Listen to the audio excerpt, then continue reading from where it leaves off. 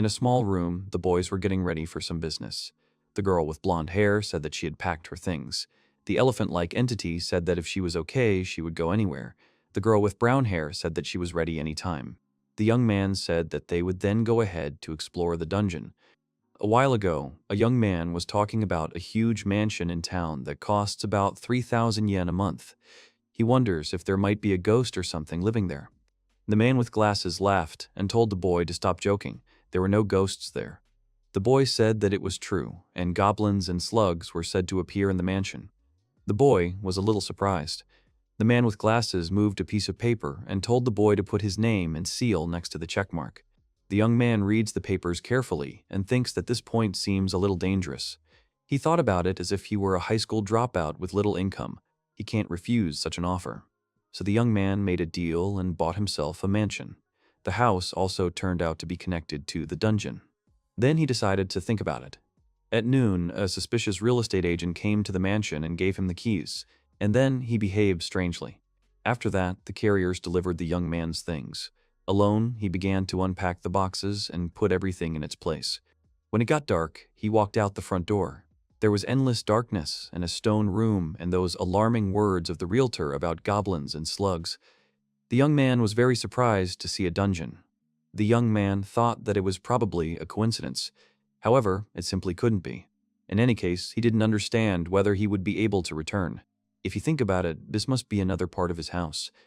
He closes the door to the dungeon and then goes to the kitchen and sits down at the table. He doesn't understand what he should do and whether he will be able to return to his world. Suddenly, the young man notices something, or rather, the light from the street. He looks out the window and does not understand what is happening. He is surprised. He looks at the street and realizes that this is ordinary Japan, the streets of Tachikawa in Tokyo. He goes back into the house and doesn't understand what's going on with this room. Maybe there's only one passage into the dungeon and it's further down where the boy came out. He doesn't understand what that means. The young man says that there is one drawback. He will have to enter and exit through a window. But he has a mansion for 3,000 yen a month. This clause in the contract may be a good thing. The young man thinks that it is like a waking dream. The young man decided that he was going to the store. After a while, a young man comes from the store and says he thinks that's enough. He takes out a hero kit, namely a helmet with a flashlight, and they were selling climbing equipment. He tried on the things. The young man put everything on and said that now he would go to the dungeon. He approaches the mysterious door and begins to listen. The young man understands that there is silence behind the door. One way or another, he does not think that they will pounce on him immediately when he opens the door. He goes inside the dungeon. With this flashlight, he can see better than with the flashlight on his phone. This place is huge and looks like a room. The protagonist is thinking about the fact that he will suddenly meet a goblin from the shadow of the pillar. Suddenly, he notices something. He goes around the corner and doesn't understand what's on the other side of the pillar. The young man thinks that there might be goblins there. Although, judging by the sounds, if there is a goblin there, then there's only one. If anything happens, he'll just run back. He decides to go deeper into the cave and starts sneaking. The young man goes behind the pole and sees some kind of moving object. He hides behind the column again and thinks about the goblin being right there and nearby. The young man realizes that the goblin looks exhausted. The boy looks out from the pole and begins to wonder if it really is a goblin. He sees the silhouette of a girl.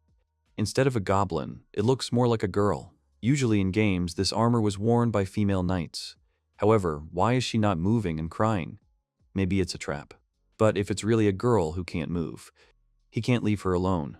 If he doesn't show courage now, when else will he get the chance? Even an ordinary village Japanese will do something when it comes to him. He thinks about how his grandmother always told him to help others. He looks around and realizes that there are no enemies nearby, and there is a strong metal door. The young man wonders, what if the night girl is just a decoy? As soon as he gets close, the door will open, and a crowd of goblins will run out. The young man picks up a pebble and throws it aside. He thinks that he must be careful. The pebble hits the girl's body. She starts to cringe in pain. The girl asks him to stop. The young man understands her speech and wonders if it is really Japanese. Although he does not fully understand the language, he can find out what she is talking about. He asks the girl if she is okay. The girl asks him not to come near. He wonders if the girl understands him. The young man says that he will come now. The girl shouts again for the young man not to come closer. The young man says that the girl cannot move now. The girl says she can move, but the young man understands that she cannot do this and says that he will help her now. The girl cowered and asked the young man to stop and not kill her. The young man was surprised, but then she continued and said that she was ready to clean, wash, and whatever it was, she would do it. The girl turned to Mr. Goblin and asked him not to kill her. The young man thought the girl thought he was a goblin. He looked at his helmet and realized that she would be blinded by his helmet flashlight. He decides to take it off and asks the girl to look. He shines a flashlight under his face and scares the girl with his grimace. She starts screaming. She closes her eyes. And then he faints. The young man realized what he had done to her. But on the other hand, he's glad she's still alive. He noticed something. The girl wet herself in surprise. Then the young man realized that if he left her here, it would be a shame for him. He takes her on his back and says they are leaving. The young man also understands that the girl is very heavy, and all her thighs are wet, and this feeling is very disgusting. He also notices her shield and realizes he won't be able to carry it, so he decides to leave it here. If they get to his room, it will be easier for the girl to recover. They enter the house, and the young man realizes that he has not yet assembled the bed, so he decides to lay the girl on the floor in the Japanese room. He put it down. He sits down next to her and says that if he takes off her armor and wet clothes, it will be considered a very bad act towards the girl.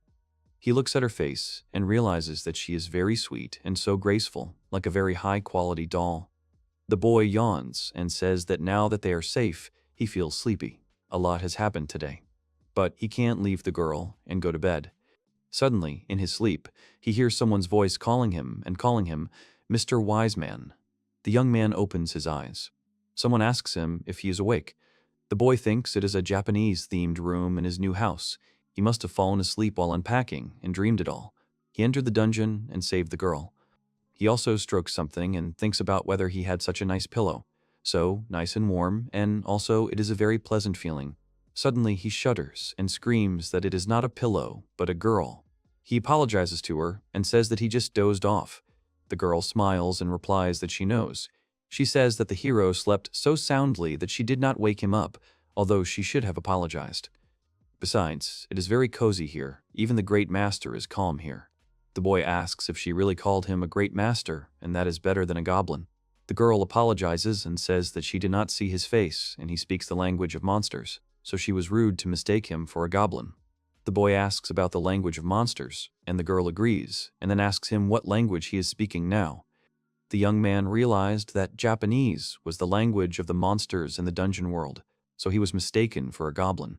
He said that he did not look much like a great sage. The girl asked if the young man really was not a great sage. He lived in the far part of the dungeon, and everything looked strange there. She thought that the young man was a great sage living alone. And this endless sofa is just a great thing. She would like to stay here forever. And these excellent dolls. She thought they were magical devices. The young man understands that this is his personal box, which he unpacked. The girl asks the young man again if he really is not a great master. Then the boy replies that he is a great master, and these dolls are of course his magical tools, and they are definitely not strange. The girl replies that, to be honest, she thought that the boy was evil and would use black magic against people. So she was a little worried because half of the dolls are naked.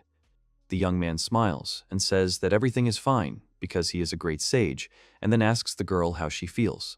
The girl replies that she was under the influence of anesthetic and therefore could not move, but now the effect is slowly wearing off. But if the young man had not saved her, but trouble would have happened to her. She calls the young man a savior and then asks him to let her thank the savior and says that she will do whatever he wants. The young man was very surprised. The girl said that even though she looks like this, she is a knight, so she needs to match her appearance. The young man thought about the fact that the girl allowed him to choose whatever he wanted. He thinks that she said everything that was in her head. Maybe do what he's wanted for a long time. Toru doesn't understand what he's thinking, and Grandma would be disappointed. The young man thanks the girl for her attitude, but asks her to just forget about it. The girl refuses and says that as a former knight, she cannot forget it and will remember it for the rest of her days. Toru thought that he was glad to hear that, but was it right for a former knight to promise that? He said that they didn't even know each other's names yet.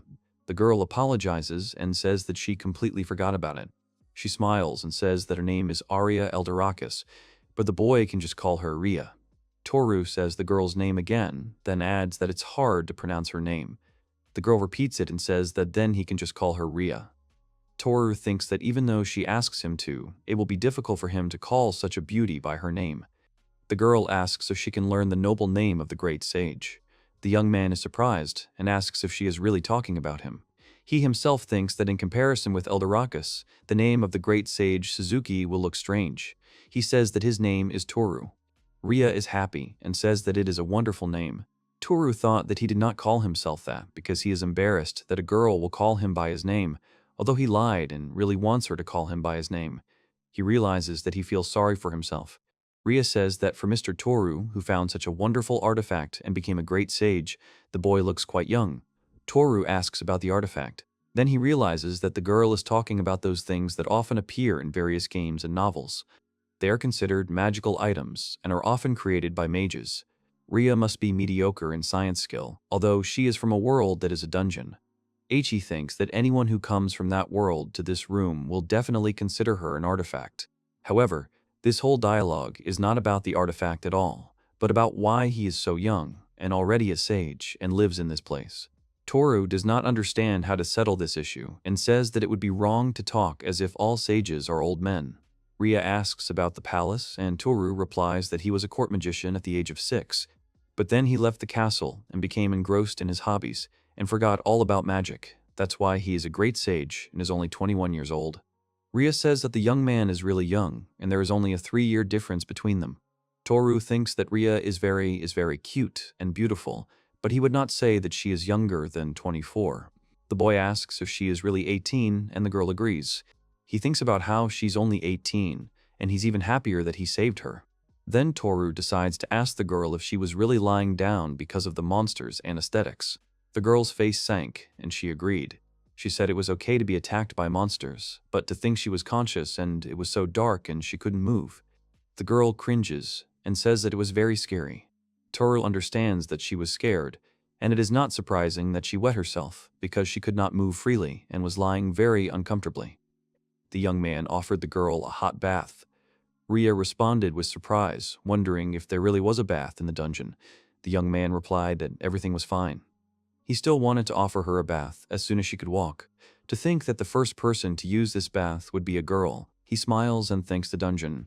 He returns to the girl and thinks that all the negative effects have passed and she can move around freely. The young man says that he is already drawing a hot bath, so he asks her to wait a little. However, he notices her on her knees. The young man screamed and asked what this pose was for. The girl said that she was deeply sorry. The boy said that he would let her use his bathroom, so she did something indecent. The boy realized that she had just realized it.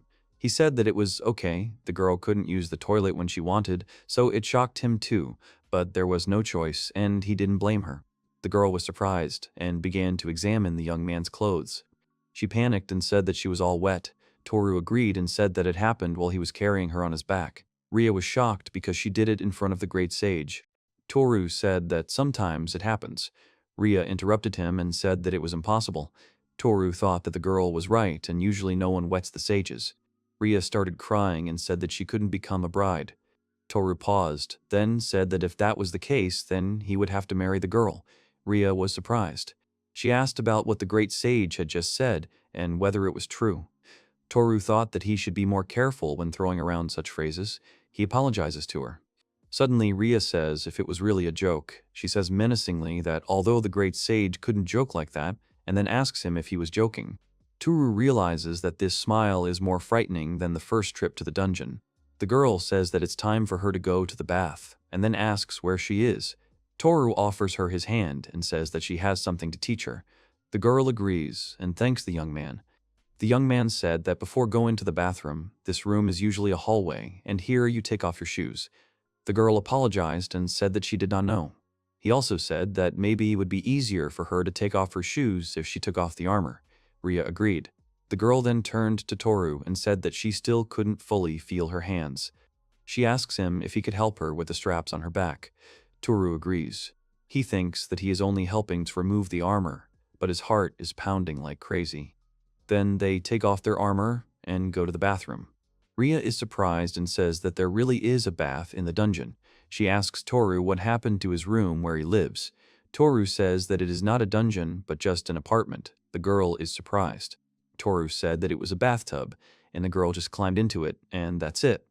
The girl agreed and said that they were in rich people's houses or palaces. Toru realized that bathrooms exist in rich people's houses. He then asks the girl what about a shower. Rhea says that they don't have one and apologizes. Toru said that everything is fine, and it is natural that she does not know about it, because it is one of the artifacts created by the great sage. The girl is happy. Toru says that it's very simple. The girl needs to turn the valve and hot water will flow. She can adjust the temperature by turning the valve to the right or left, so she will set the temperature for herself. Then he notices the girl's reaction and realizes that she has some kind of weak reaction, as if this is not the first time she has seen a shower. Suddenly, Rhea is happy and says that this is really hot water, but she doesn't understand how this is even possible because there is no fire here. Toru says it's water and fire magic.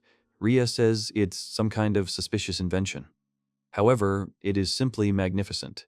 She has heard of many artifacts that are made by different sages for battles, but this bath is wonderful. She can't wait to try it. Toru thought that Rhea seemed to like baths and that there was a little childishness in her behavior, but that was because she was too honest. He also tells the girl not to rush and shows her a bottle and then asks her if she knows what it is. The girl replies that it is some kind of slimy substance that she has never seen before. Toru replies that the girl needs to press and soap will squeeze out. She can wash her body with it, and her hair will become soft and silky after washing. The girl is surprised and asks if she can really use this. Toru agrees. He squeezes the liquid onto her hands, and she is delighted that it is some form of liquid soap. Rhea adds that it lathers so well and smells so nice, and then realizes that it smells like flowers. Toru agrees and says that he will be in the living room. The girl can leave her dirty clothes somewhere here, and he will find her a change of clothes. Rhea agrees. After a while, the young man looks through the boxes of things and thinks about what to give Rhea. He realizes that a t-shirt and sweatpants will probably do, and then he thinks about underwear. The boy then wonders, what if he tells her that he only has t-shirts? He understands that this is very bad, and he does not want to make his grandmother cry. The young man goes to the bathroom and tells Rhea that he has brought a change of clothes. He asks the girl if she does not mind that he goes into the changing room. The girl agrees. Toru heard the melody and thought that the girl seemed to be enjoying the bath very much. He is standing at the door. He says he'll leave the things nearby and then hears Rhea thank him for what he does for her. Toru leaves and thinks that if he stays here a little longer, he will definitely become a dark magician. Suddenly, he hears a girl scream. He asks the girl what happened. The girl continues to scream. He doesn't understand what's going on there and whether there could be goblins there, but he thought the house was safe. The young man bursts into the room. He is doused with water from the shower. He realizes that the shower is completely out of control. He realized that the girl turned the tap to maximum and then, in a panic, turned it to minimum temperature, and out of fear, she let go of the shower. Toru turns off the water. He says that if you turn the tap to maximum, the water will be hot, so the girl should turn the water slowly and carefully, and the most optimal temperature will be somewhere in the middle. He looks at the frightened girl. He screamed. The young man is embarrassed and says that it happened by accident and he only wanted to help. Toru is about to leave. Suddenly, Rhea hugs him from behind. He froze. She says she was very scared. Toru realized that this girl had just recently almost met her death in a dungeon where monsters could attack at any time. Now she was surrounded by objects she had never seen before and in a place she had never been. He understood why she was afraid and why she felt helpless. Toru asks Rhea if she is okay. Rhea apologizes to the boy and says that she is still a little scared. After some time, the girl continued to wash herself and asked Toru outside the door if he was there. The young man said that he was still there. The young man thought that he had promised Rhea, who had just stopped crying, that he would be with her, and only the door separated them while they chatted about everything under the sun. He goes into the dungeon again. After some time, the young man goes into the dungeon again. He looks around and says that it seems there are no monsters here. He wants to move forward. It opens the status window. Suddenly, Suzuki Toru's status window appears. The young man is very happy that his status actually appeared. He understands that it is all as Rhea said. He understood a lot of things from their conversation they had while they were taking a bath. The dungeon connected to this room was called the Underworld, which was the ruins of the ancient underground city, and that means the monsters here will be extremely dangerous. The sleeping pill that was given to Rhea was made by a special subgroup of goblins who specialized in using darts. Rhea said that she is a knight, but her agility status is also quite high. However, there are some slimes that run away instantly and are impossible to catch. However, there are rumors that they give a lot of experience points. The boy screamed and asked the girl what she said. Rhea got scared and asked if it was possible that she said something strange. The young man thought that he was very interested in these quickly running slimes. However, before that, he told Rhea that he, as a great sage, has a special way to look at his status. But how do ordinary people look at their statuses? The girl was surprised and asked if there were other ways to find out the status. The young man replied that there was one way, but in any case, he asked the girl to tell him about the method she uses. Rhea says that when she thinks about it, the numbers should pop up in her head, because this is the divine providence that God gives to each of his creations. The girl then realized that her status wasn't showing up. Toru said that there was a spell on this room that restricted checking her status. He thought that the girl would be able to do it when they returned to the dungeon. Rhea said she was glad. Toru thought that it was probably true that this room worked according to the logic and rules of this world, and he was sure that if he went to the dungeon, he would be able to find out his status. He thinks that he can even recognize his skills or belongings, and isn't that cool? The boy asks about the metal door that was behind her when the girl passed out. He asks if the monsters will come out if it is opened. Rhea apologizes and says that she closed that door while running from the monsters right before she collapsed from the sleeping pills. Toru thought that it was as he had expected, and that was why there were no monsters there. Toru said that he had left her shield in the dungeon while he was carrying her, so he was going to go back for it right now. Rhea responded and said that she should have taken it right away, since she didn't want to burden the great sage with it. The young man replied that everything was fine, and asked the girl to use the bathroom for now for her own pleasure. And here the young man is, in the dungeon. Of course, his main goal is to check his status. There is also no need to shout while doing this. However, he does not look too strong, although the young man believes that this may only be the case at the very beginning. What is important now is his development. Looking at it, rather than the usual numbers, he is more concerned about the skill no max level limit. He thinks that he has a mana level, which means he has magic. The young man understands that this is all he knows now. Now he needs to find Rhea's shield. He carefully moves towards the shield and thinks that the chance of monsters being there is low, so there is still a chance. The young man thinks that, for example, he can hide under the shield. He raises his shield and sees an evil slime there. Toru gets scared and realizes that he is really there. He starts hitting the slime to make it disappear. Suddenly, his body is covered in an aura. The young man grabs the shield and runs out of the room. Toru decides to check the status. Then he runs into the room and thinks he's going to die. Toru tries to catch his breath and says that he did it. He killed the slime and his level even went up. The Japanese guy who killed the monster and leveled up. His strength must have also increased, and should he check it out? The boy turns to Rhea and says that he will return, and asks her if she is really still in the bathroom. Rhea greeted the boy and asked if she could use the bathroom for a little while longer. The young man agreed and said that she could use it as much as she wanted. He decides to take advantage of this chance and take the dynamometer. The young man squeezes it and realizes that he was able to squeeze 44 kilograms. Until now, no matter how hard he tried, he had only managed 40 kilograms. He realizes that it is real, and one attribute point gives him an additional 4 kilograms of strength. So if he reaches level 10, his strength will be equal to 80 kilograms. He decides to level up and crush the apple with his hands. Suddenly, Rhea appeared and told the young man that the clothes he gave were indeed very comfortable, but they looked strange on a person like him. The young man was surprised and then said that this hairstyle looks very good on the girl. Rhea was embarrassed and asked the boy if this was really the case. She said that her hair was messed up when she fell into the dungeon, but usually she looks like this so as not to get in the way. Thanks to the soap that Toru invented, her hair is soft and silky. The swing is also very wonderful. Toru thought that he wanted to smell that hair too. Then the girl asked if Toru would really use the bath. Rhea said she would wait in the room where she slept. She asked if she could read the grimoire of the great sage while she waited. The young man was surprised and wondered if he had such things in his Japanese-style room. He thought there were only manga and a few thin books. Then Toru gets scared and screams. The girl asks the boy what happened.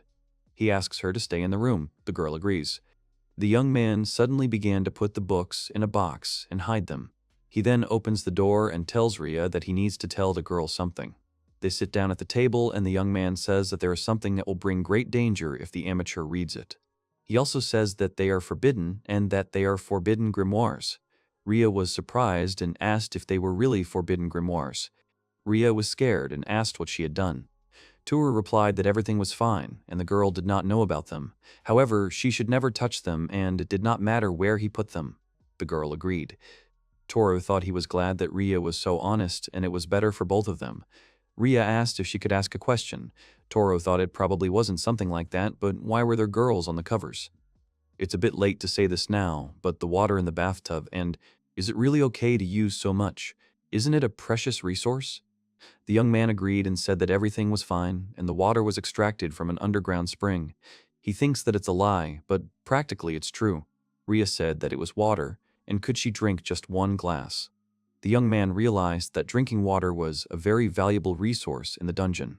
Rhea didn't have anything with her. She must be really thirsty. Rhea asked if it was really impossible. Toru said it was definitely okay. He gets up from the table and says that instead of regular water, he will offer her something tasty. He opens the refrigerator and gives the girl a choice. She asks what it is. He gives her some drinks and asks the girl if she knows anything about water and milk. Toru says that it is red tea and maybe the girl does not know anything about it. Rhea agrees and says that it is a super luxurious item. Toru replied that he understood everything and the girl probably doesn't know about the steak either. The girl agrees. The girl looks at the carbonated drink and asks the boy if he is going to drink it too. Toru says that if the girl is not going to drink it, she should just leave it there. He also says that he will go and take a bath. The girl answers if everything will be okay, to give her so many precious drinks. The boy says that everything is fine and he should just tell him his thoughts later. After some time, the young man is in the bathroom where Rhea was. After some time, he comes out of the bathroom and says that he has refreshed himself. Toru thinks that so much has happened that he forgot to eat dinner. He says that Rhea also seems hungry, so he should do something. Then he notices Rhea. The boy told the girl that she could keep the drink if she didn't like it. The girl replied that she would drink it all and that she wasn't a child who couldn't take her medicine. He also said that the cola tasted a bit like medicine. Rhea asked if it really wasn't medicine. When he drank it, the remaining numbness in her arms and legs instantly disappeared. The young man said that it was nothing to worry about and that cola was medicine. Rhea said that the Great Sage's artifact is truly excellent. However, it is a sleeping pill, requiring a medium level of dispelling technique to fully heal. Toru thought that maybe cola is a panacea in another world. They think that there might be other products that have special abilities like this one. He asks the girl what kind of food adventurers usually eat in the dungeon. Rhea says dry bread like a rock and some crumbly pieces of snow-white fish marinated in salt. She is grateful for any food she can find in the dungeon, but it doesn't taste that good, so she soaks them in soup to make them soft. That's how they become edible. Toru realized that the girl was having a hard time. Rhea said that, if you think about it, it really is a nice smell. She asked the boy what he was doing. Toru said he was making dinner and asked if Rhea would be there. Although he looks like that, cooking is his forte. He works in the kitchen of a family restaurant. Rhea asked if it was okay to use his precious food rations in the dungeon and even drinks. Toru told the girl not to be impolite. If she didn't eat, she wouldn't feel well. He had already started preparing 2 portions of food, and he couldn't eat in front of a hungry person. Then the girl asked Toru to wait a minute. She stood up and ran to the side. Then the girl comes out and tells Toru that it is embarrassing, but that is all she has. She gives the boy some coins from the bag. She says that she understands that it is not enough to repay him, but she asks the boy to accept it. The boy realized that these are gold and silver coins. Toru said that the girl should not pay for it. Rhea replied that she could not accept it. Toru thought that in the worst case, he could not accept money from a needy girl. She needs to find a good reason. Toru says that he is a great sage, so he lacks money, but he hid in a dungeon far underground. He asks the girl to tell him what's going on up there. Rhea says she definitely doesn't mind, but it's an unfair deal. Toru asks if the girl could help him create artifacts. He thinks she could help him with something. It's not an artifact. Rhea said that if everything is okay, she will help.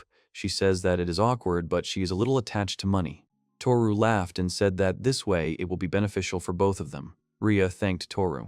After a while, dinner was ready. Rhea was surprised and asked if the young man had finished, even though these were such intricate dishes. They smell very nice and look very tasty. Toru thought that it was just a premium hamburger steak and rice cooked in a microwave with some personal touches and a salad that he made. He was also very hungry, so he made something very quickly this time. Suddenly, the girl's stomach began to rumble.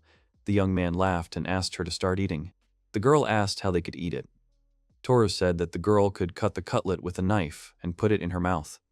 He says that the girl can cut out the fried egg that is on top. He says that the girl should let the yolk and sauce mix together and then eat it. Toru says that it is very delicious. Rhea says that she wants to try it too. She tries it and says it's delicious. It's the first time she's had such delicious food. Toru says the girl is exaggerating because she's hungry. Rhea said it was true, and even when she lived in the house, she never ate anything like that. Toru added that he was very pleased that the girl liked his cooking. As he thought, instead of eating alone, eating with someone makes the food taste better. After a while, the dishes have been washed. The boy brings tea and asks the girl if she can tell him about the events on the surface. Rhea agrees and then asks Toru what he has unsealed. The boy replies that after the meal there are desserts or tea cakes. The girl tries the dessert and says it's delicious. She feels like her body has become so light. The girl asks if it's really another artifact with special effects like cola, although she didn't think that the effect would last long. Even when she ate food now, it seemed that her health level and mana level were rising. The youth realized that this really was like a game. Rhea said that although she can't check her status here, but the food Toru cooked is indeed an artifact. The youth laughed and thought that he would confirm it in the dungeon later. With that, he wants to check so many things, and he wants to buy something before going to bed. He asks Rhea if they can go out for a while. The girl is surprised and asks if they are really going outside. Toru realized that if he thought about it, they were in a dungeon, so it was no wonder she was shocked. However, it is strange that Rhea was in the Japanese room. He wonders if she noticed anything outside the window. Suddenly, Toru stands up and asks Rhea to come with him. The girl does not understand what happened. The young man opens the door and asks the girl what she thinks about it. The girl says that she deliberately made a window in the wall of the dungeon, and Toru is quite fashionable. To attach the glass here, the young man must have wanted to see the wall of the dungeon. Toru was surprised and did not understand what was happening and whether Rhea really only saw a wall from the window.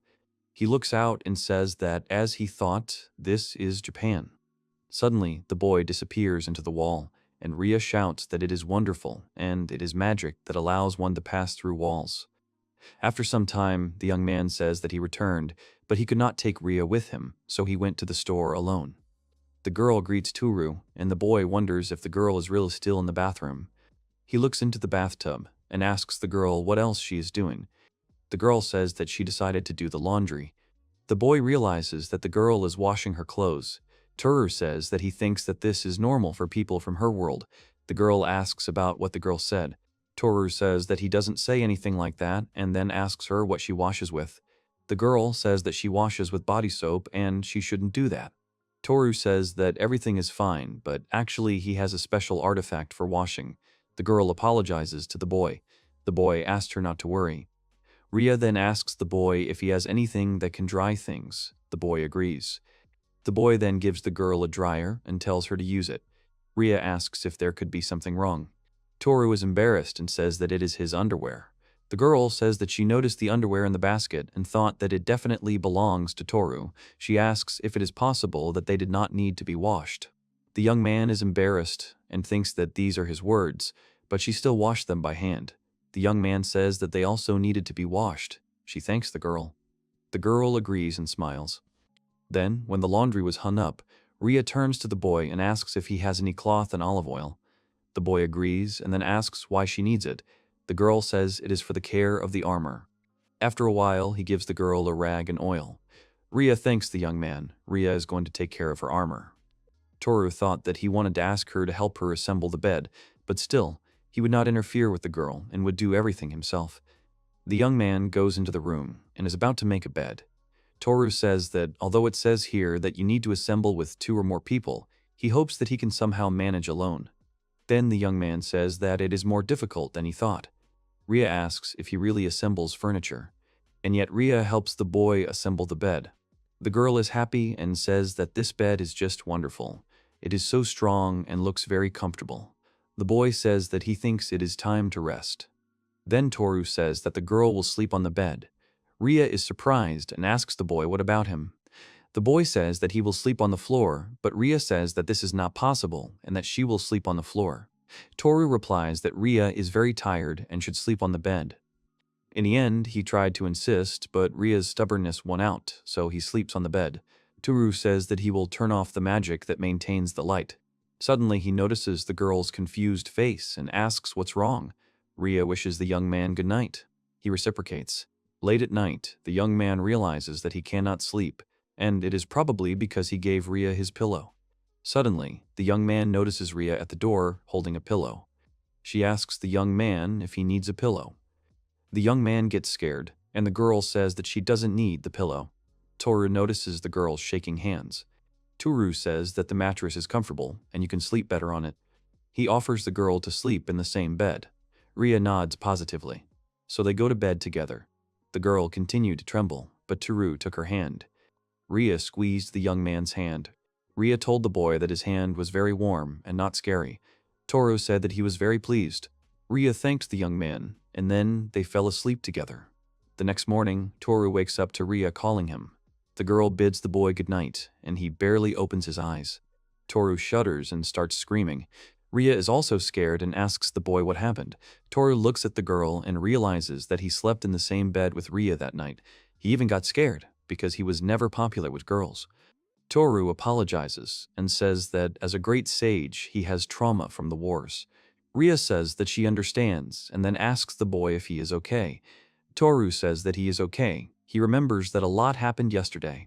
His door is a passage to the dungeon, and he also checked his statues and fought the slime again, defeated him, and moved to the next level.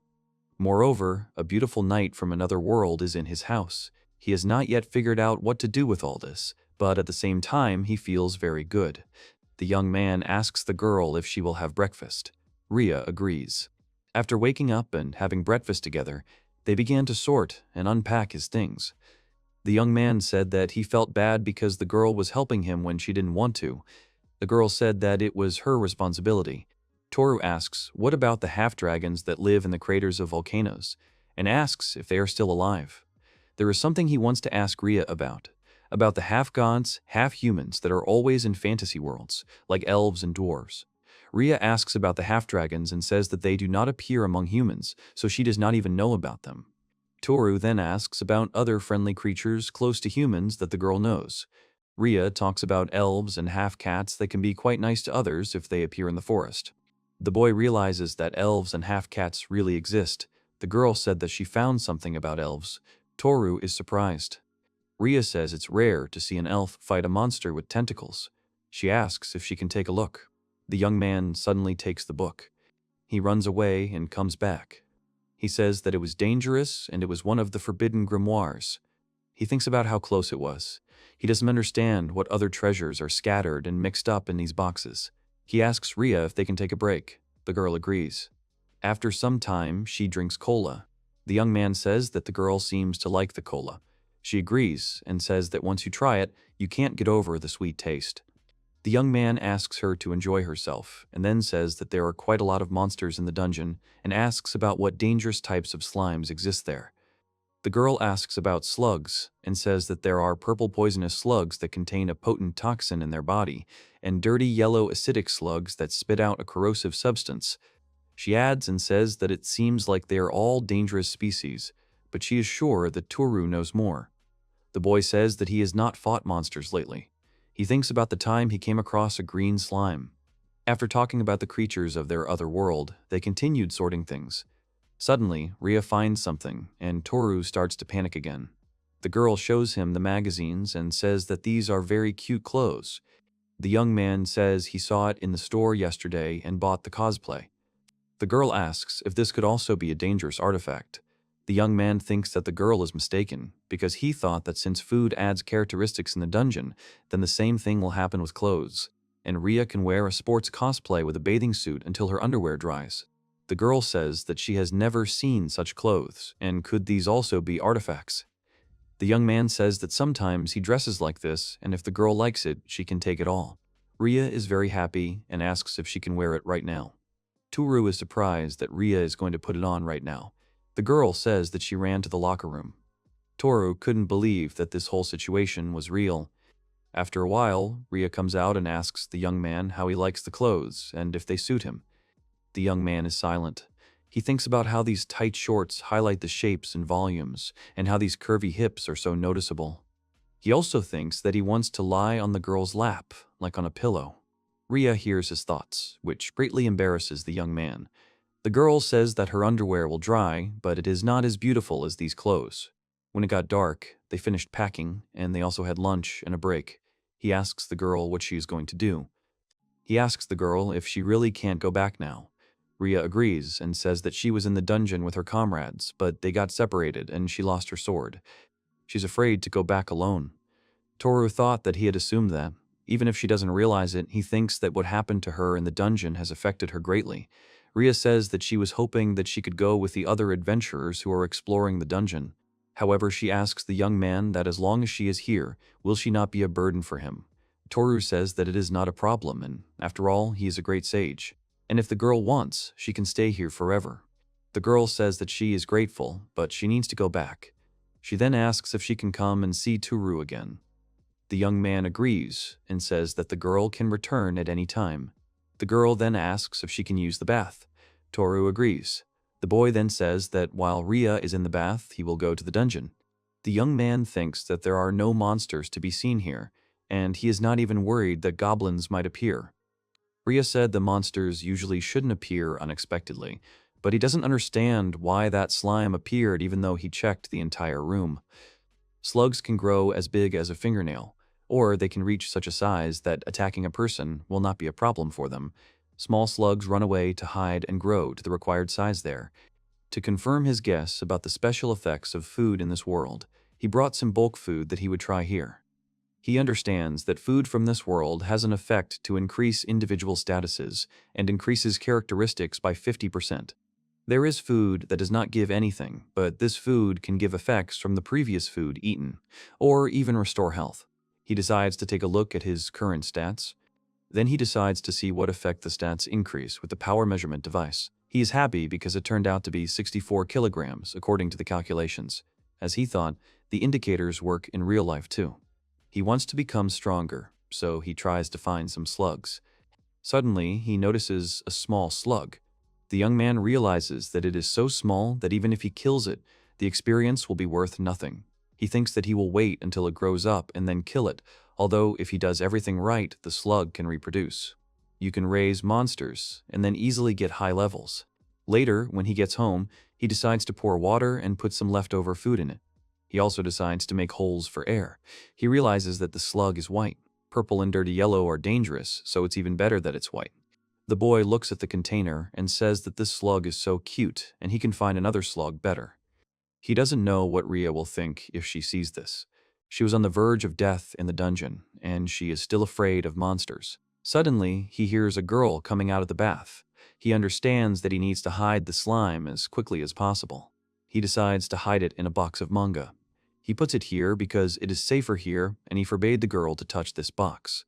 AG asks the slime to sit here and read the forbidden grimoires. A girl comes into the room and asks Toru what happened. Toru replies that it's nothing special. The girl says that if anything happens, the bath is free and the young man can go. Toru thanks the girl. He is lying in the bathtub.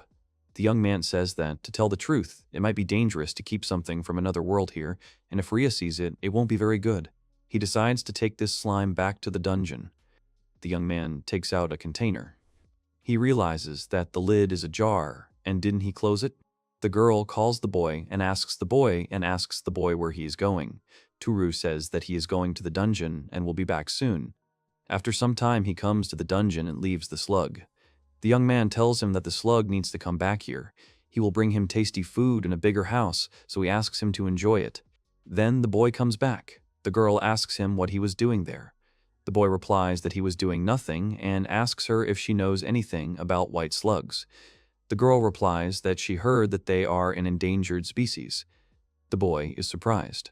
Rhea adds that it is a rare, non-aggressive type of monster, but no one has seen one for the last 20 years. The young man understands that the slug is very rare. He understands that since it does not attack people, it must be brought back. The young man tells Rhea that he needs to go underground again for a while. The girl asks him to be careful. Then the young man comes to the dungeon and notices an open box there. He realizes that the white slime is not there, and then he sees some kind of figure. He sees a figurine of Kokone Miru. He says that this figurine is so soft and smooth that he really enjoys touching it. He doesn't understand what it's doing in the dungeon, and maybe it got caught in his clothes and fell here, but he doesn't remember if he bought such a figurine before. The young man puts the figurine in his pocket and says that nothing comes to his mind. Then he realizes that he can't see any trace of the white slug. He finds another one and says that it's not as cute as the white one, but he has no choice. He wonders if he can even hold it, and then it bites his finger.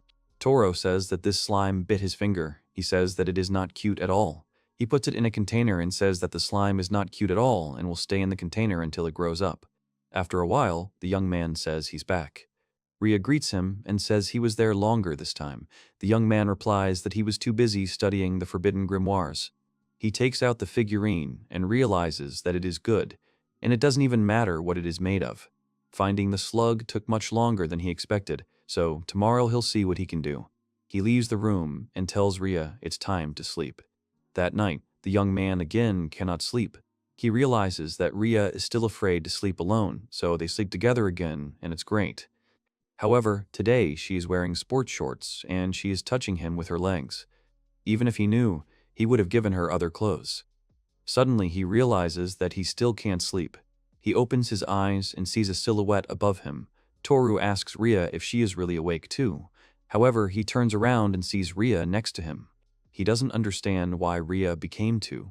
Toru was scared and didn't understand. Rhea was sleeping peacefully next to him, and Rhea was also standing in front of him. But she's kind of small. The boy doesn't know if he's dreaming or not. Suddenly, the little version of Rhea starts talking to Tour and says that he must be the master. The boy asks the copy of Rhea who she is. The copy of Rhea replies that isn't she similar. She also says that everything should be the same under the clothes. Toru becomes embarrassed and starts screaming. Suddenly, he notices something moving from Rhea's side and grabs the slug. The girl wakes up Toru and asks if something could have happened. The boy apologizes and hides the slug. He says that he is a great sage, and he remembered the times when he had to deal with the 5th magical catastrophe. The girl said that to think that such things happened. Rhea goes to bed and says that it is hard, but she is with them, so the young man should be calm. Then Rhea sang until she fell asleep. Then Rhea fell asleep, and the young man got out of bed. He thought that she had found herself in the kingdom of Morpheus very quickly. The young man stood up and left the room. He puts out his hand, and there is a slug sitting there. He asks if it could be that this is all because he doesn't like the master. The young man asked her to put on shorts, and then he looked closer and said whether what he thought was possible. Slime says it's not bad slime. Slime then starts to cry. Toru asks him to wait and not to cry, then asks if he is a white slime. Slime agrees. Toru asks why he transformed into Rhea with shorts like that. Slime says that according to the boy, he liked it, and he transformed like that for the boy. Toru asks if the slime really means him by master. The slime agrees, and the boy tells him why he thinks Toru is his master. The slime says it's because Toru is the first human the slime has ever seen. Toru says that it's not because he gave food or they made a contract or anything like that. The slime gives a negative answer and says that the gentleman likes the girl. The boy asks if this is really true, and he thinks that when the slime says something like that in the form of mini Rhea, the slime says that he feels warm just from the thought of the master, and he will do everything the boy asks. Toru thought it was cute, but on the other hand, it was also bad because mini Rhea was actually a slime. Then the boy asks the slime if it is a girl. The slime asks the boy if he wants to know its gender. Slimes do not differentiate between boys and girls as such. The boy says that this is also true. The slime says that it's okay, then says that it will tickle a little, but asks the boy to be patient, then crawls into his pants. The boy screams because the slime is crawling up his leg. That one crawls. Toru then asks the slug what it was. The slug apologizes and says he just needed it for a quick scan. Toru asks about the scan. The slime then took the form of Rhea and told the boy to look. Then she took off her shorts again. Toru turned away and told her to stop it. He saw that the slime had become hermaphrodite. Toru screamed. At that moment, Rhea ran into the room and shouted about what had happened. Toru apologizes and says that he's a great sage and he had a nightmare where he tried to prevent the explosion of a magic reactor. He didn't even understand how he ended up here. Rhea said that everything would be fine and she would sleep with him. Then they went back to sleep and Rhea fell asleep first. A few minutes later, the boy left the bedroom again. The slime apologized to Toru and said that she just wanted to show that slimes do not have a gender identity. Toru asked her to choose one gender. The girl said that she understood and would follow all the master's orders. She could also grow bigger if she was given human food, so she could fulfill all the master's wishes. She said some interesting things. Toru said that he didn't need that, and then asked why the slime was so interested in following his orders. The slime replied that it was because it was a white variety of slime. Toru asked what that meant. Slime said that initially the tribe of white slimes lived side by side with people. They turned into a person that their master loved. Taking care of someone is the life motto of the white slimes. On the other hand, their ability to transform into someone and give their owners care and love allowed bad people to take advantage of it. Some people exploited the white slimes. Then they decided to go underground to places where no one lives. But she believes that not all people are bad, so she left her friends and went on a journey. Toru realized that the first person she met was him. The slime agreed and said that the fact that she met Toru makes her happy. Toru thinks that only he is a person from another world. However, the ability to turn into anything as he grows is very interesting. He tells the slime that he will give it some food, and it, in turn, will help him. The girl asks if this is related to naughty things. Toru is embarrassed and then asks what food she would like to try. Rhea says that all human food is delicious, and adults say that it is healthy. Toru realizes that they are sharing information about people between themselves. Toru says that he will cook something then. The slime thanks the young man. After a while, he made a slime salad. She was happy, standing with a huge fork, and said that it was very tasty. Then Toru asked the girl what she usually ate. The slime replied that it had been eating moss from the dungeon and monster corpses, but there wasn't much to eat there. Toru replied that this explained why the slime found it tasty. The slime agreed. He then watches as the slime tries to wield a giant fork. Toru says that it is hard for her to eat this way. She might turn back into a slime. Slime says that she heard that she might get scolded for not being in the form that the master wants. Toru says that he won't be angry, so the slime can be in any form it likes. The slime turns into its original form and thanks the boy. Then the slime starts eating the lettuce leaves. Toru understands how they eat now. Then he asks the slime what its name is. Slime can't answer this question, so Toru asks her if she minds if he gives her a name. Slime is surprised, and Toru says it's just more convenient. Slime says it's like the old days when they were friends with humans. She heard that many of them were given names. Toru thinks about it and asks what about Shizuku, since the slime is so round and transparent. Slime says that it's a very cute name and she likes it. Toru is happy and says that they will call her Shizuka from now on. Toru then tells Shizuka that she has grown. Shizuka says that the boy is right, and she has never heard that they can grow so much by eating human food. Toru thinks that this food has a special effect. He thinks that maybe it has an even greater effect on slugs. Since the girl has grown, she can be human-sized. The boy is surprised. Shizuka says that she will do it by increasing the air inside her and filling the space with water. That should work. Toru suggests that she go to the bath. After a while, he pours water and says that the water is ready. Shizuka says that she is going to transform. The next moment, Shizuka became bigger. She said that this body is a bit heavy, but she can hold on to this form. Toru asked if her body is really heavy. The girl said that there is water inside her, and it should be better if she grows bigger. Toru asked the girl if she still wants to eat. The girl agreed and said that the master's food was delicious, and she would eat everything. Toru agreed and said that he would do something. After a while, the hearty bukkake noodles were ready. And then more pizza. And a bun with milk. The girl was very happy. Shizuka then asked what kind of help the master wanted from her. Toru said that it was because he worked part-time at a small family restaurant. Shizuka asked about a family restaurant. Toru was surprised that the girl knew what a part-time job was. The young man said that he works in a restaurant. Shizuka said that she knows about restaurants, and she heard it from adults when they talked about the human world. Toru replied that while he was at work, the girl should transform into him and be with Rya, and they could do something. Shizuka replied that she understood, and Shizuku would do her best.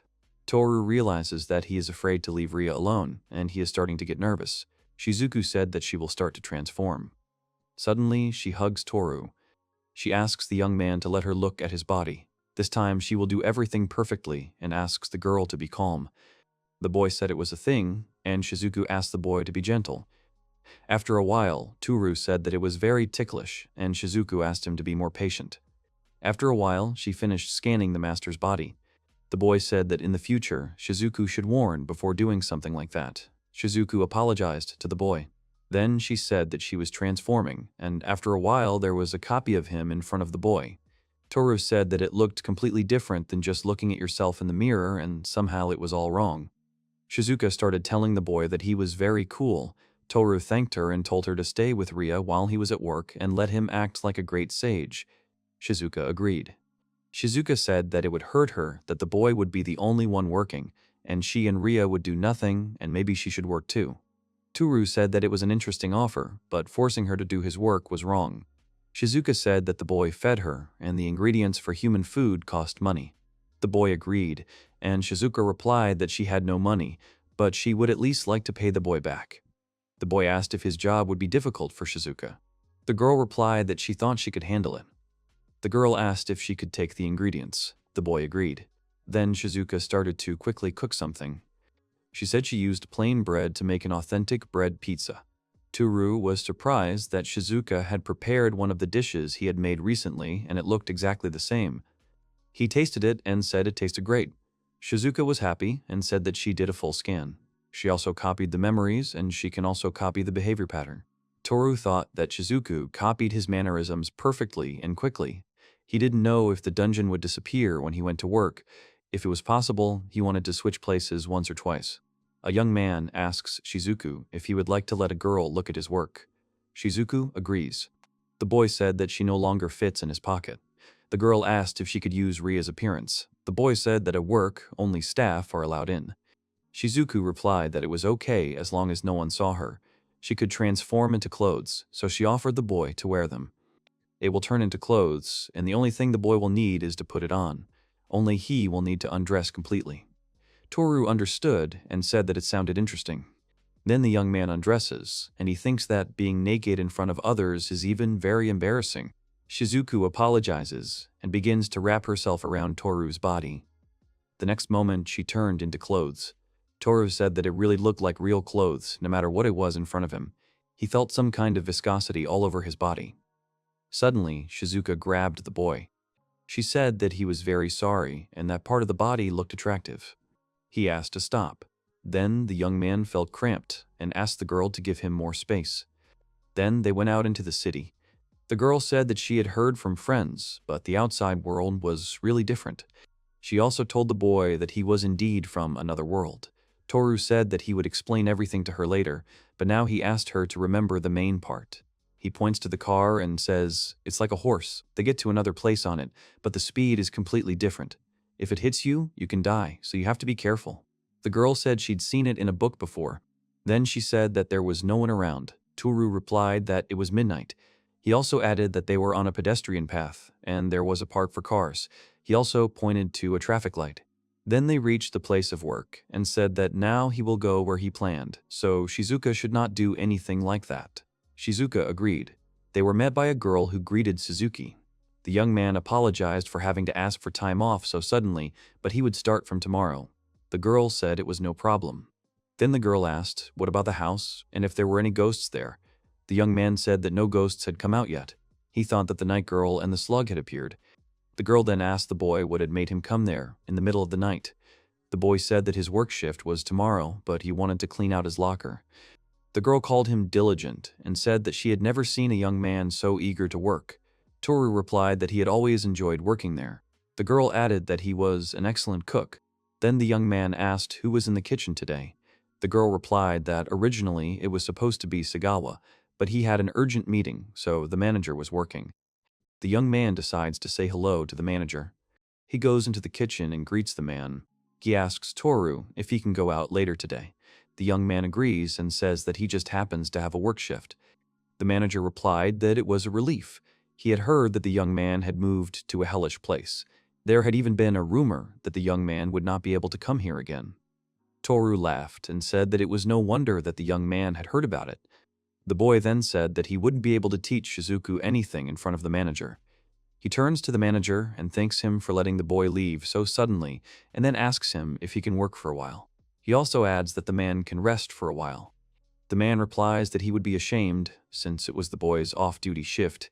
Toru replies that everything is fine, and that he also wanted to prepare for tomorrow, but first he would change his clothes. In the locker room, the boy shows Shizuku his work uniform. The girl asks if she needs to change into such clothes. He agrees. Soon, Toru's clothes take on the form of a cook's work uniform. Toru goes out and tells the manager that he can take a rest. The man thanks him and says that he will accept his offer and come in 30 minutes. Toru thinks that the manager is a timid person, so everything will be fine as long as he is in his work uniform. The young man tells Shizuku that he will teach her how to do everything according to the menu, and there is a detailed instruction on the wall. He asks Shizuku what she thinks. The girl replies that she remembered everything. Suddenly, a girl ran into the kitchen and said that a group of teenagers had arrived. Toru thought that this was not just a group of teenagers, but nasty hooligans. They like to act tough, order a lot of people, and then cause trouble. The boy asks where the manager is. The girl replies that he is usually outside, but he is not there. She asks the boy if she can rely on him. Toru says that it's not like he planned to work today, and for free, but since he offered, he should help. Shizuka asks the boy to let her do it. The girl asks the master to simply watch her. Toru realizes that his body is moving on its own and that Shizuka is controlling it. Then the girl starts cooking and Toru thinks that it's just impossible. The dishes were cooked perfectly. The boy is surprised and says that the girl really remembered everything. He tells Shizuku that it was a great job and the girl thanks him. Toru realizes that if this is how things went, he can leave everything to her. After some time, they finally returned at 5 o'clock in the morning. The young man says that to think that he still has to go there at 8, he won't be able to sleep well. Shizuku suggests that Toru stay there with Rhea while she goes to work. The boy says that he can't do that. He has to be the one who works. Shizuku then asks if she can sleep with them. Toru agrees and asks Shizuku just not to wake Rhea up, as she shouldn't see her. Shizuka lies down between Toru and Rhea. She says that the master's bed is very warm. This is how they fall asleep. The next morning, Toru's alarm clock rings and he wakes up. The young man realizes that it is 10 o'clock in the morning. Even though today he has a shift from 8 a.m. to 3 p.m., he is sure that he set his alarm for 7 a.m. Then he realizes that he had to receive the message that Shizuku sent him. Toru realizes that she went to work to replace him at work. The young man goes into the kitchen, where Rhea was already. The girl asked the boy how he was feeling. The boy did not understand what the girl was talking about. Rhea replied that this morning when the boy woke up, he did not go to bed because he did not feel well. The boy thought that Shizuka was copying him. The boy says he's fine and then asks Rhea if she had breakfast. The girl replies that she ate the sandwich the boy made. Toru agrees with her and thinks Shizuka is adorable. Toru then says that he needs to go to a meeting of the sages, so he uses travel magic. The girl wishes him a good trip. After some time, a young man in a hat, glasses, and a mask comes to his work. Tateshi meets him and asks with fear if the young man needs a table for one. Toru realizes that Tateshi is working today. Although she is a cool and calm, pretty high school girl, she is confused by his appearance. And not without reason. If he had come as usual, there would have been 2 of him. He asks for a table for one. The girl shows him in. The young man understands that she has seated him at the farthest table and that it is even better for him. He orders a set of different types of meat.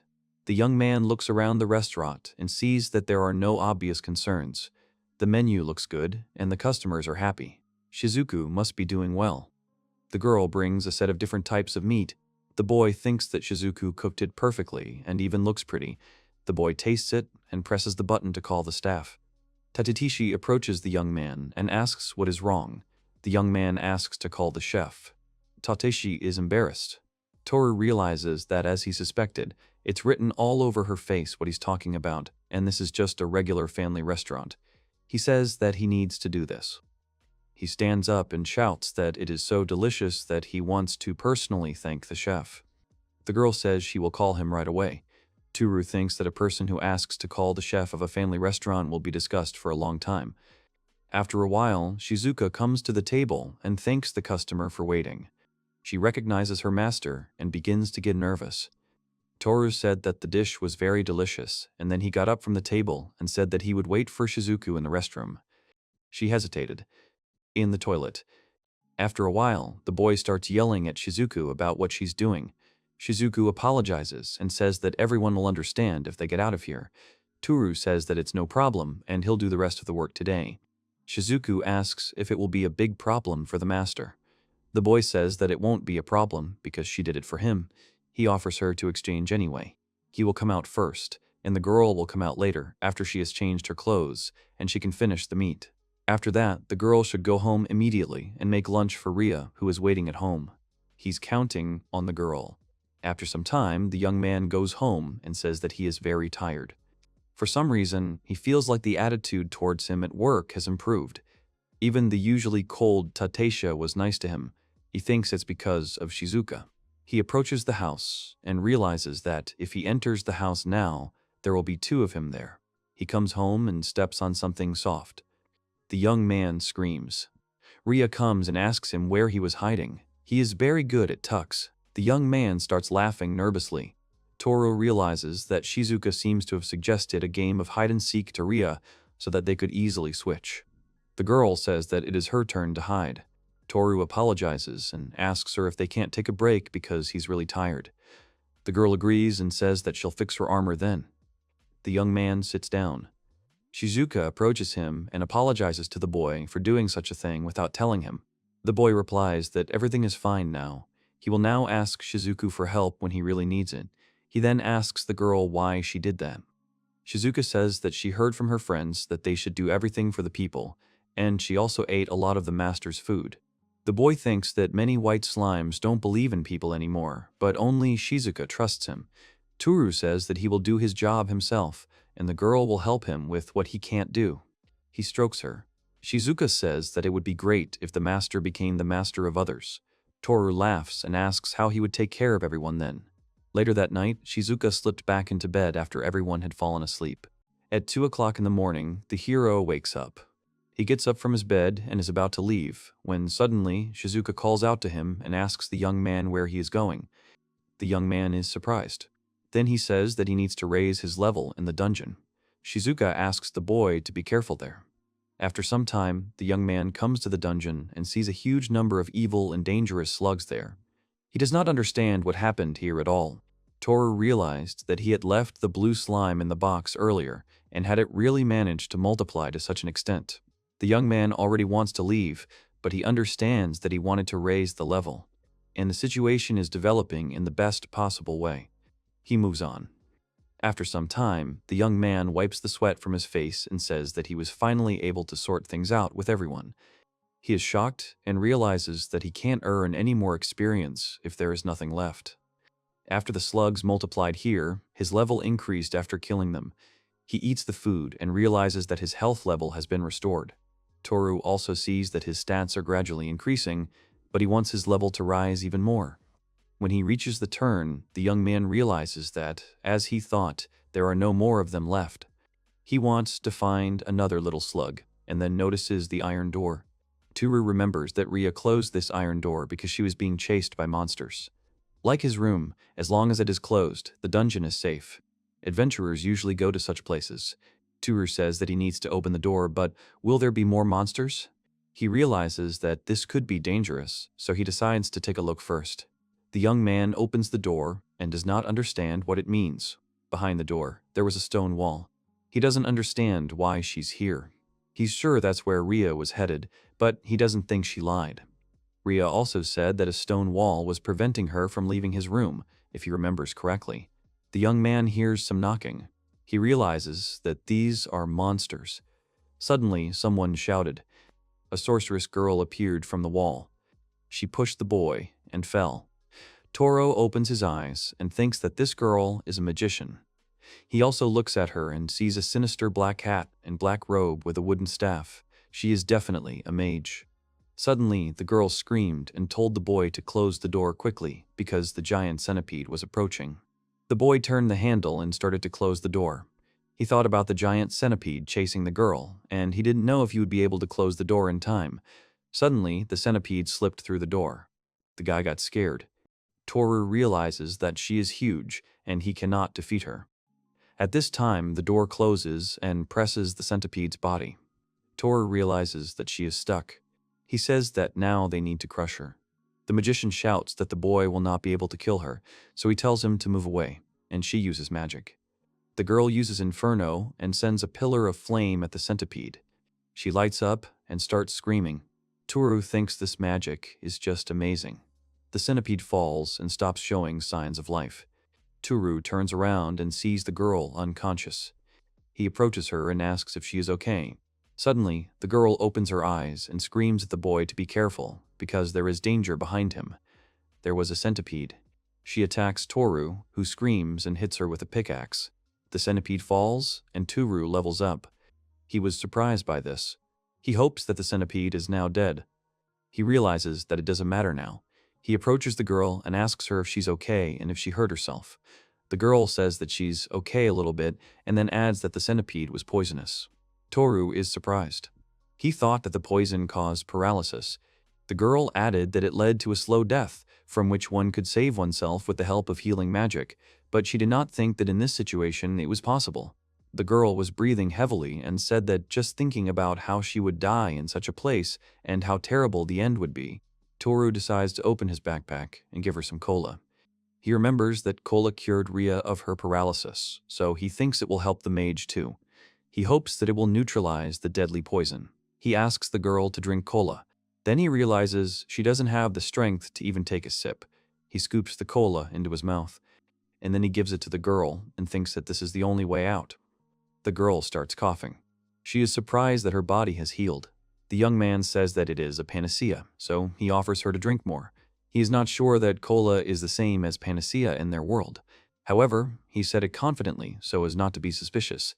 The girl started drinking more and said that this black water really cured the poison. She says that the water is sweet and also tingles. This medicine has a strange taste and besides, she has never tried anything fast-acting. The young man said that he was pleased to hear that, but the girl was still weak. He had a safe place for her to rest. The girl looked at the young man suspiciously. The girl said that if the young man was going to do something to her, he should do it quickly. He was surprised. The girl said that he must be a criminal to live in such a remote place, not to mention his strange clothes. She doesn't have any jewelry, and all she has is herself. She asks if that's really why he helped her. Toru is surprised. He told the girl that she was wrong. He had helped her before, but he swears that he did it to save the girl. He also says that it was the first time and already imagines how he will justify himself to Rhea. He does not even understand why he is apologizing to her because she is not here. He says that, in any case, there was a misunderstanding. The girl asked if he really wouldn't treat her badly. She doesn't believe that someone can wear strange clothes and live in a dungeon without a good reason. She asks the boy who he is. Toru panics and says that he is a hermit who decided to live here to get away from the busy life outside the dungeon. The girl sighs and then extends her hand to the boy. Toru doesn't understand what it is and asks if they are really going to shake hands now. The girl asks if he wants to take her to a safe place. She is not yet strong enough, so she asks the boy if he could hold her hand. Toru picks the girl up. After a while, she apologizes. He was embarrassed. She apologizes for blaming him, since he did save her life. Toru replies that it's okay, and it's okay to help someone in trouble.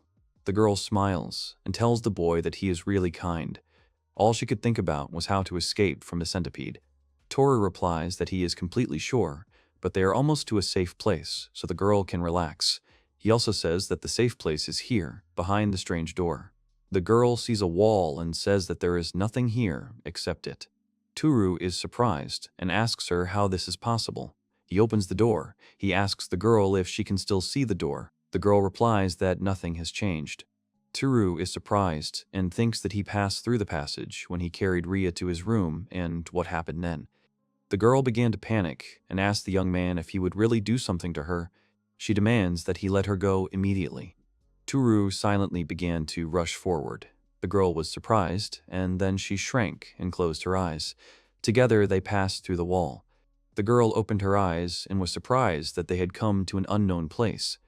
Toru realized that, as he expected, all people except him only saw the wall. As long as he was in physical contact with others, they would be able to pass through the wall. So, the back of the iron door and the windows could be used as an entrance. Suddenly, Shizuku appears and greets the owner. The girl was surprised that there was a white slug here. Shizuku agrees and says that she is a white slug.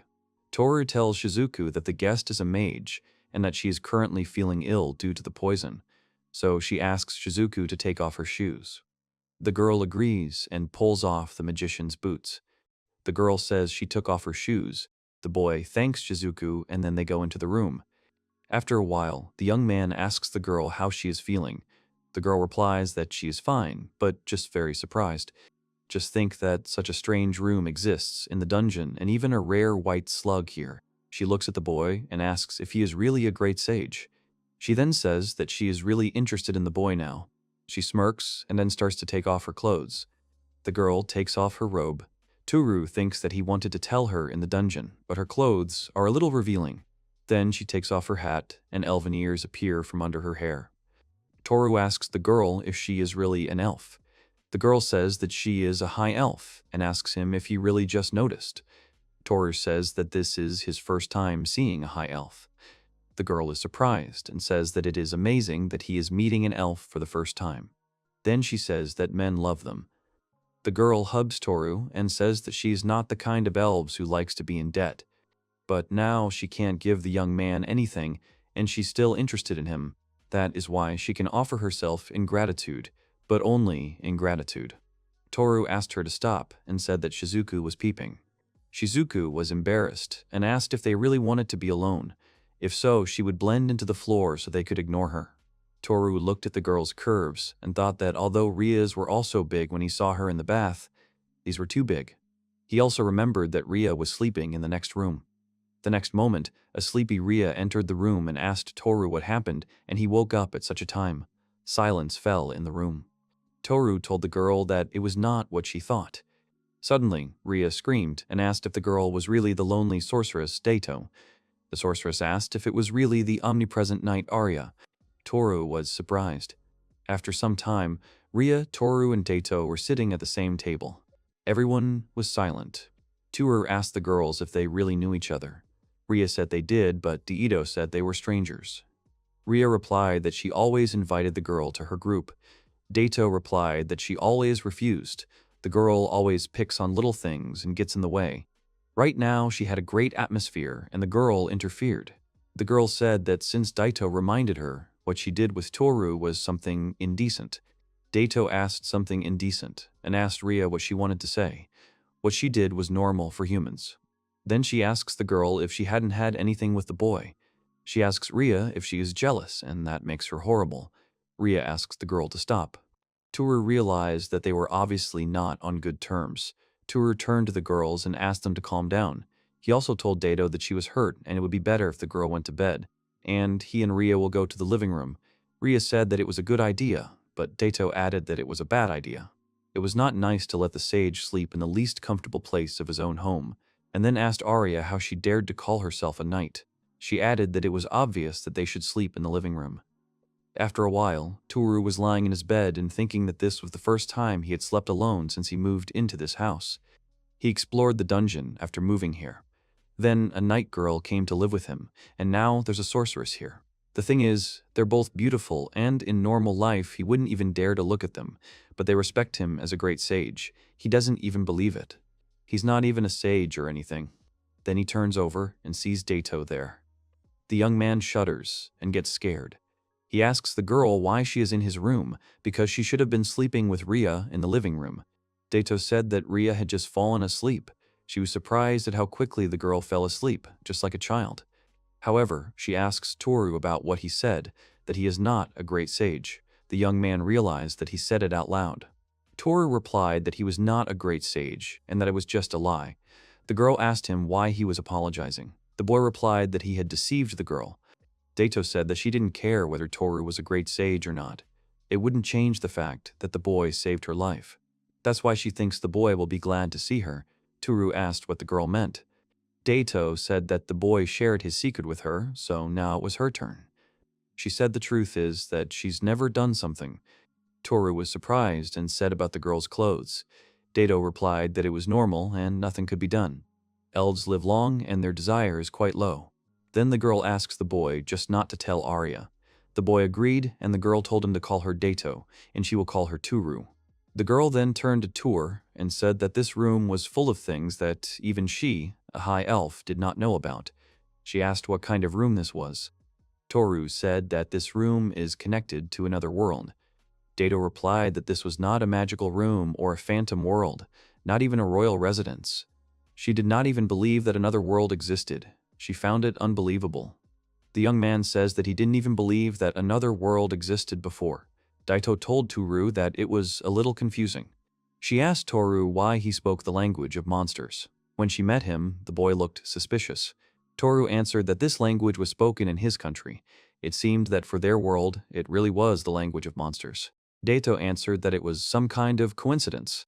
Toru thought it was so strange. He didn't understand how Japanese became the language of monsters in another world. He said that Rhea had said so, and then asked the girl how she could speak the language of monsters.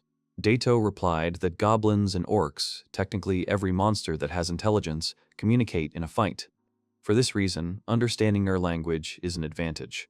Many adventurers who encounter such monsters seek out people who understand their language, but this does not mean that they can read or write their language fluently. Toru asked how they could understand each other. The language used by Daito and Rhea is different from his. Their language exists only in their world. He always heard their voices in his head when they spoke. Daito replied that it was the language of understanding. Toru asked what the language of understanding meant. Daito said that it was the ability to translate the speech of others through telepathy. It makes it easier to talk to other people in different countries or even worlds. It is still important. Toru realizes that this is really convenient. Then Daito turns to Toru. Toru thought that the girl was going to continue what she had started. Daito began to beam and say that she wanted to see the boy's world. The young man then changes Daito's clothes and takes her out through the wall. Daito says that it seems to be true that she can only pass if she holds on to the boy. Then Toru asked the girl to put on a hat and hide her ears completely. There are no elves in this world, and it would be a bit problematic if the girl was found out. Daito pulls his hat down. Then the young man asked her not to speak so loudly, because telepathy was not used here. Then they go out, and the girl is surprised and says that this is Toru's world, Japan. She said it was just wonderful. Suddenly, a car drove past her. The girl got scared and screamed. Toru realized that this was bad, and they ran to the side. Toru said that didn't he mention that you shouldn't talk so loudly. Daito asked what it was and that it was so scary. Toru thought that even at this time, there were still a lot of people, as expected from a popular store. They decided to just take a walk. Daito turns to Toru and asks if all these bright things are really for sale. The young man agrees. She says that her eyes hurt for some reason. They decide to rest until the girl's eyes adjust. Daito is preserved. Then Toru notices something. He told Daito to wait, and he decided to step away and placed an order. He asked the seller to give him 1 chocolate with banana. Toru returns back and sees 2 young men approaching Daito. They told the girl that she was pretty. They asked her what was wrong because if she had problems, they could help. Daito started to get angry. Toru approaches them and apologizes, saying that Daito is a foreigner and does not speak Russian. He asks if they need help. The boys answer that Daito is already with someone, although she looks like something happened to her. The boys leave. Daito said that they are very annoying, and how can they talk to a stranger so carelessly? Toru gives the girl a dessert and tells her to eat it to get back into a good mood. He gives her thin pancakes that are sweet and tasty. The girl looked at them and decided to take a bite. Suddenly, she beamed and began to devour the dessert. The guy watched. The girl apologized and said that she herself did not realize how she ate everything. Toru wipes her face. He says that if she likes it so much, she can eat as much as she wants. The girl asked him not to laugh. Toru apologizes and says that she really liked it. Daito puffs out her cheeks and says that it's not that tasty and that she doesn't want to eat it. Toru asks if that's really the case, and then if she doesn't mind, he'll eat it all for her. He's about to take a bite but notices Daito's intense gaze. Toru says that he has already eaten his fill, so he can share. Daito agrees. After some time, they come to a shopping mall. Daito is surprised and says that there are many strange things sold here. She notices the clothes and realizes that Arya is wearing the same clothes. Daito says that she realized something. Toru asks what the girl realized. Daito says this is a place where clothes for bad men are sold. He made Rhea wear such clothes. The girl called Toru bad. Toru said that the girl was wrong. It was an experiment. Japanese food and clothes have a special effect in the dungeon. Daito was surprised.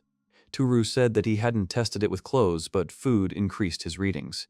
Daito said clothing may increase the readings. Toru said that Rhea is still afraid to go back to the dungeon, but if she wants to go back, he can buy clothes to test. Also, he promises that these clothes will suit her, and he is confident. After some time, they buy clothes. Daito says that Japan is amazing. The shops are big, the food is delicious, and all the things are so cool. Toru replies that he is glad that the girl likes it. They enter the house, and Rhea is still peacefully sleeping. Toru said that thanks to this, nothing happened. Daito agreed and said that she was indeed sleeping soundly. Toru asked about Rhea, if Daito really didn't hate Rhea. Daito said that she was annoying, it brought a lot of trouble, but at least she wasn't a hypocrite. Toru said that then they could become friends with her and not fight. Daito said that it didn't mean she wanted to be friends with her.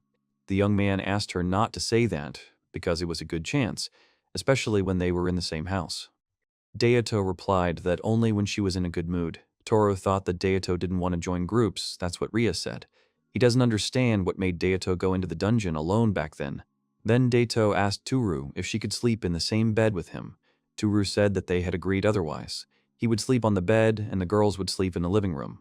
Daito replied that it had certainly been a fun time. The next morning, Rhea wakes up Toru. She says that it is already morning, so the young man needs to get up.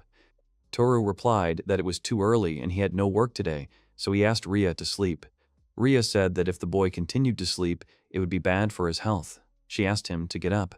Then the girl starts pushing the young man so that he would wash his face and brush his teeth. When he finishes, he should go have breakfast because she has prepared something to eat. The young man comes into the bathroom and sees Daito there. The boy says he now understands why Rhea is called the annoying knight. Daito asks if that is true. After some time, the young man pours milk into a cup. Rhea asks if that's all, and Daito asks if it's edible, since it contains milk. The boy tells them to try it since it also contains dried fruits. The girls try it and say it's really delicious. Daito agrees and says it's very sweet and delicious. Rhea replies that to think that there is something that is so easy to make and yet so delicious, as expected from a great and experienced sage, it is incredible. After breakfast, he went to put away his luggage after moving to the subway. Toru said that he was counting on Rhea. He would be in the room and, if necessary, the girl could call him. Rhea agreed and asked the young man to trust her. Toru is left alone and says that now we can get down to business. He takes out his computer. Daito asks the boy what it is. Toru replies that it is a computer monitor. He connects it to the system unit and starts the computer. The boy says that it is not broken and good. Daito answered that the computer can do. He only sees a blue screen. Toru said that he can do many things, and the internet is especially interesting. Then an image appears on the screen. Daito is surprised and asks what it is and if it could be that there is a fairy inside. The young man said that it was a singer. They can also find information about other worlds here.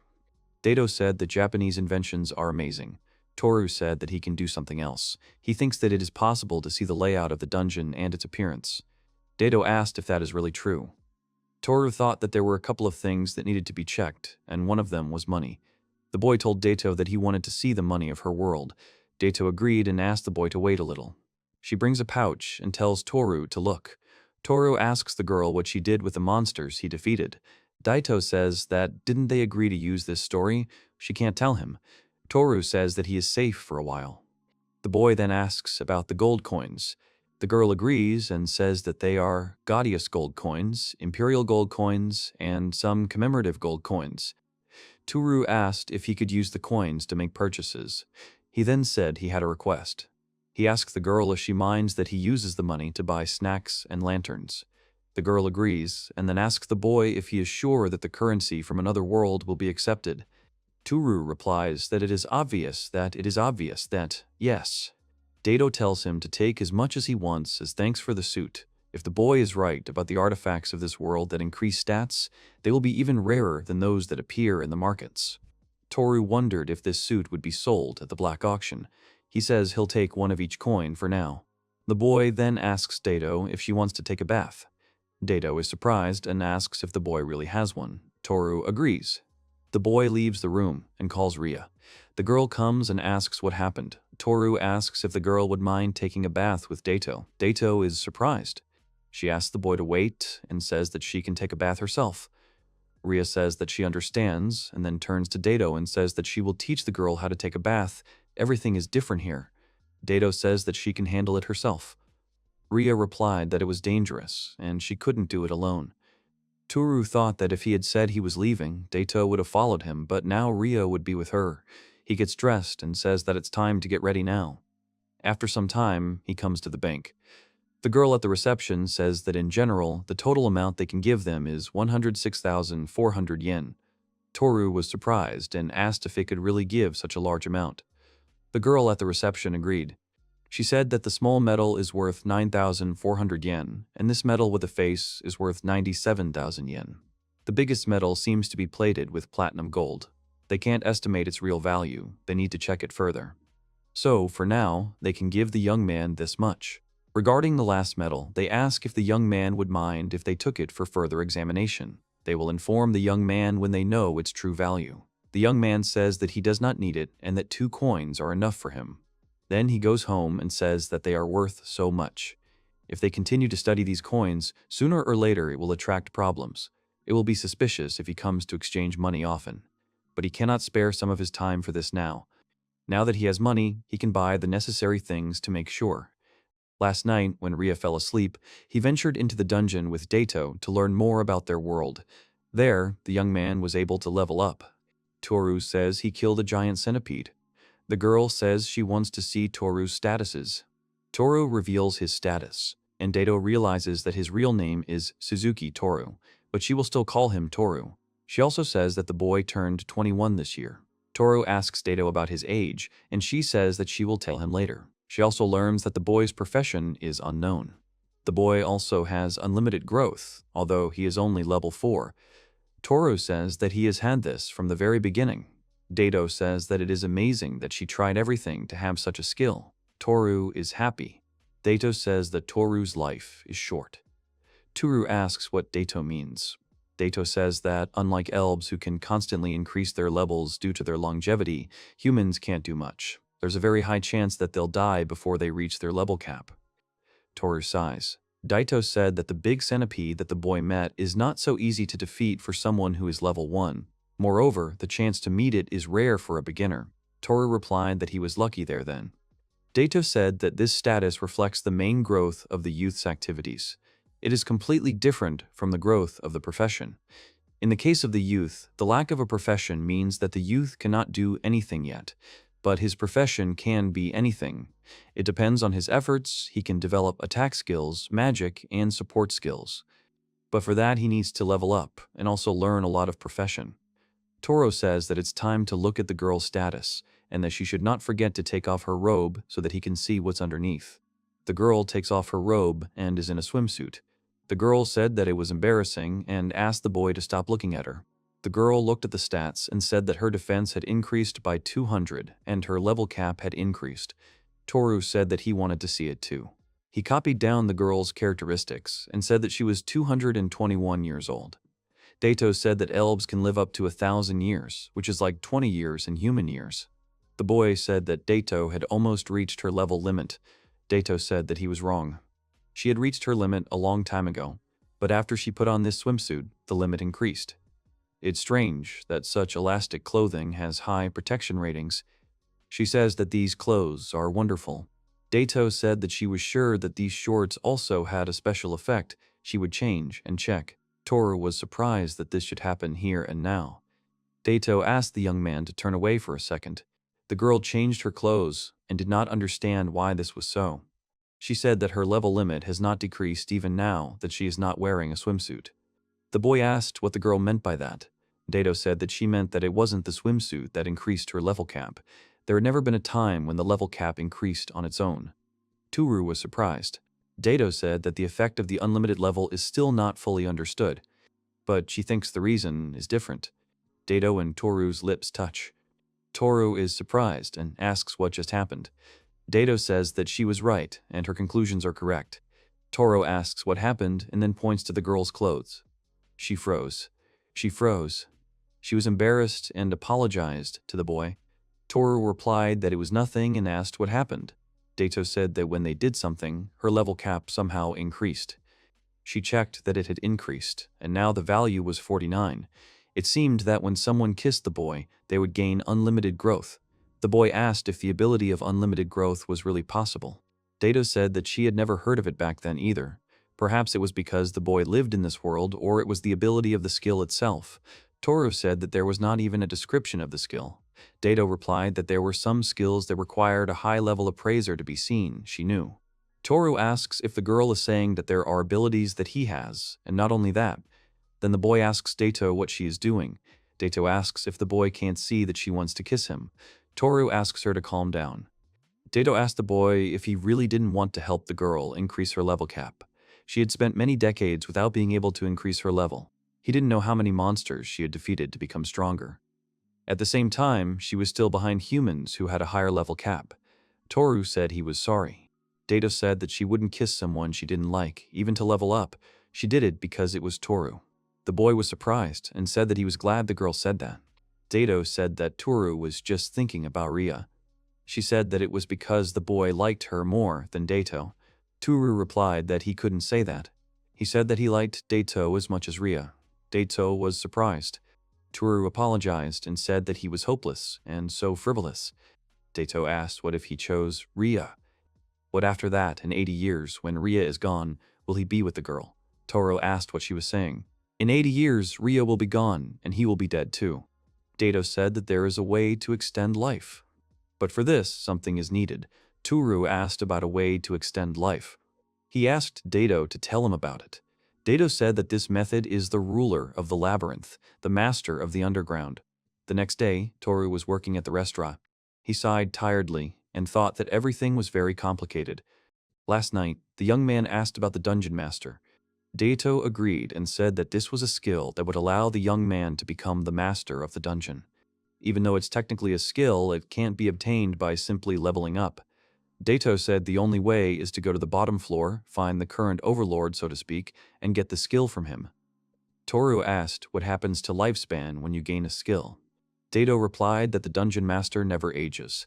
Toru was surprised and asked if that meant he was immortal. Daito replied that even though he does not age, he can still die. The overlords reside in this dungeon, known as Yomi. They can choose successors and can also be challenged to a duel for the right to become the overlord of the dungeon. Toru replied that it was clear to him now, and then asked how to get to him. Daito replied that they had to reach the top floor first, and that defeating the dungeon master would require a great deal of experience. However, the young man needs to defeat him as quickly as possible before he is killed by monsters, or dies in old age. If you think about it sensibly, it's impossible. She asks the boy to imagine that it took her hundreds of years to reach her level. Toru gave a negative answer. Toru said that these are just levels and they can handle it. There is one method they can use. Daito asked about killing monsters. Daito said it was an interesting idea. Toru asked if it might not work. The girl said that it was quite possible. In general, adventurers perceived monsters as creatures that they had to defend against in order to level up, so they never thought about increasing their numbers. But if they really reproduced faster than cows and pigs. Toru said that regarding the increase in the number of monsters, they can check their status through his computer, at the right time turning off the traps that they set earlier to kill them. This means that they will be able to level up easily while remaining safe in the room. Daito said that was wonderful, and then asked what had happened to her efforts over the past 200 years. Toru replied that in any case, they could try leveling up using this method first. Daito added that they could do it. Toru said that, however, he was not quite prepared for something. He did not even know what it was like. Daito asked the boy what he meant. Toru says that it is unknown whether it is good or bad for a person to live longer than other people. Doesn't that mean that the girl will always be with him? Daito said that they will be together, traveling between worlds, looking for adventures, trying and enjoying different foods. She's sure it will be great. Toru said it was a good idea. Then he said that he had never managed a dungeon. He hated the idea of monsters belonging to him killing people. The girl said that adventurers did the same to monsters, and if he really hated it, they could try to solve the problem. Daito added that, besides, if he didn't like being the dungeon master, the young man would always have time to pass on this privilege to someone else, probably. Toru said that his goal now is to reach the most inaccessible part of the dungeon. He hopes that there will be no problem with the appearance of another dungeon lord. After some time, at work, Toru thought that even though he said so, he was just a poor young man. He thinks that changing his part-time job and becoming a dungeon master is funny. Suddenly, Tateshi approaches Suzuki. She says that it looks like the food in the oven is ready and she has another order. The young man apologizes to the girl and says that he will sort it out now. The girl agrees. She looks at the young man and is worried. After some time, the boy comes home. Rhea and Daito greet the boy. Daito said that the boy is late and she wants to eat. Toru apologized and said that he brought food from there today so they can have dinner. Rhea was surprised.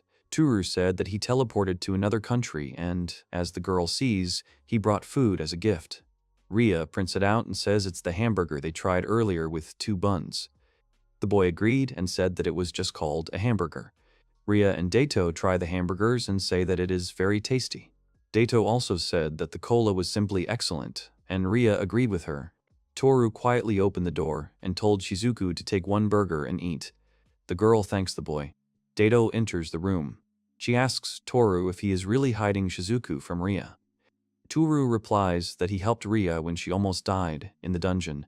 She was paralyzed. She got hit hard. The monster scared her, so she might be scared of Shizuku. Daito is surprised that Rhea was paralyzed alone. Toru agrees and says that she got separated from her friends and lost her sword. Daito said that as she expected, suddenly there was a loud sound. Rhea suddenly ran into the room and asked Toru about the strange sound. Daito was also surprised. Toru closed the cabinet door at that moment. Toru said that everything was fine and they shouldn't panic. He picks up the intercom and starts talking. Rhea turns to Toru in confusion. Toru told the girl that they should hide. It seems that a dark magician has appeared. The girls were very surprised. The girls asked again about the dark magician. Toru replied that they should hide inside. Suddenly, a voice was heard, saying that he needed to talk to the boy about the treaty. Rhea asked about the contract, and asked if it was related to magical contact. She asked Toru if he could handle it alone. Toru agreed with the girl and said that he was a great sage after all. Then he told the girls to go to the room. Daito told Rhea that they should leave this to Toru, so they should go to the room. Toru said that he would try to finish quickly, and he hoped that the guest would leave quickly. A man appeared at the door and said that he was from NNK and that the boy could call him Anami. He asked the boy if he really had just moved in. Now would be a good time to discuss the cable contract. Toru said they couldn't just barge in like they were at home. Toru realized he had forgotten to lock the door when he came in. Toru said that he doesn't have a TV and the internet is enough for him. The man asked if the boy really wanted him to believe that he didn't have a TV, since there was plenty of room. Toru said that he wasn't lying and there was nothing there. The man apologized for disturbing him and began to break into the house. He said that if Toru didn't have a TV, there shouldn't be any problems. He would inspect the boy's house and it wouldn't take long. Toru said that you can't go into the house. He asks the man if he really thinks it's okay to just walk into someone's house without permission. Toru didn't understand what was wrong with this man. He pushed him away, even though Toru had leveled up and his strength should have increased. Suddenly, Rhea appeared and asked the man what he was doing with Toru. And then she pushed the man so hard that he flew to the side. Toru turned to Rhea and said that he thought the girl was hiding. She pushed the boy back. The boy asked if the man was okay. Toru thought that it was as expected of Rhea, with her high level of hand-to-hand combat. He hoped that the man was alive. The man woke up and said that he was in a lot of pain.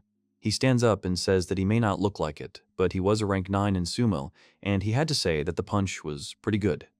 Toru was surprised and thought that rank 9 sounded scary. The man gets angry and says that judging by the way the boy is trying to avoid inspection, there is definitely a television here. Toru said there is no TV here. Suddenly, Daito appears and uses lightning magic on the man, stunning him. The man falls. Daito asked the boy not to worry because there was no harm done. She simply used a spell to shake his consciousness a little. The man regains consciousness. Daito was surprised by how the man could move. The man says that it surprised him, and could it be that it was statistical electricity? Toru wondered if the man was really human at all. The man put his hand on Toru's shoulder and said that he had to make sure about the television anyway. Toru asked if the man really still wanted to see his house. Toru sighs and says that the man can look around his house. He understands that the man does not want to leave. If things get worse, the two will kill him. The man says that everything is fine.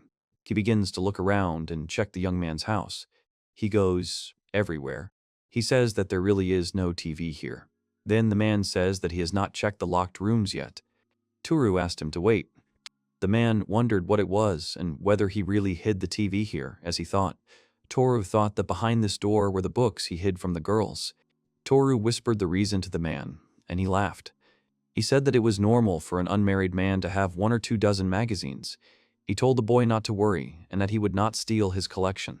Toru was surprised. Then Toru asked the girls to leave the room first. He doesn't think Shizuku won't hide.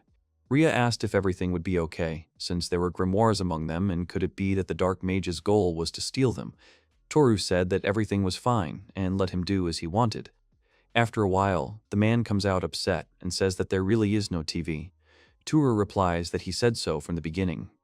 The man he answers that he will not give up. He will be here when Suzuki buys a TV. Toru answered that when he wants to come, to make sure that he will be here. He is even afraid to imagine what will happen if he is not there when the man comes. The man then leaves. Toru says that the people from NNK are so annoying. He notices that Daito is reading dangerous books. The young man realizes that the man did not return anything to its place after he dug through everything here. The girl closes the book. She says she put them a little further away. If Rhea finds it, it won't be good. In return, she wants the boy to let her read it when he has time. She wants to know what Toru wants. Toru thinks that Daito wants to do what is depicted there. Then Toru thinks that it feels like he missed something. When Anami left, he used the balcony doors instead of the front door. He remembers it. The man comes out and sighs because he couldn't make the contract. Suddenly, he wonders where he is. He realizes that it is so dark here and he can't see anything.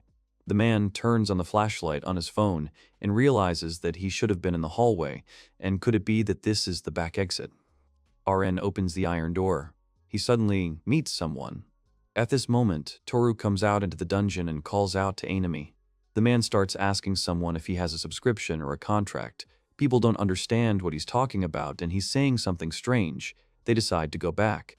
The man walks right behind them.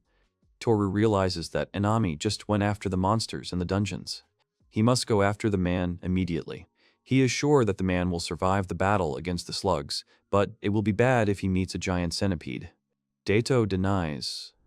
She says that Rhea didn't bring her sword, and Toru is too weak, it's too dangerous. Toru asks the boy what will happen to him. Daito says that she will go alone. Daito says that now is the right time, because she was just thinking about going back. Since she has been in the boy's house, she has had doubts that need to be sorted out. The boy needs gold coins to buy things. She says she will bring some and that Anami will bring some too. Toru turned to Daito in confusion. The girl asked him not to make such a face because she would be back soon. Toru replied that he understood, but since that was the case, he would help her pack her things. After a while, the young man gives the girl a bag and says that he put food and drinks as well as cosplay clothes. Daito thanked him. The young man told the girl to come back safe. Daito said that was a given. They had talked about living together for the rest of their lives. She also said that she would bring Anami. They just had to keep the door tightly closed until the monitor worked. The boy agreed. The girl smiled.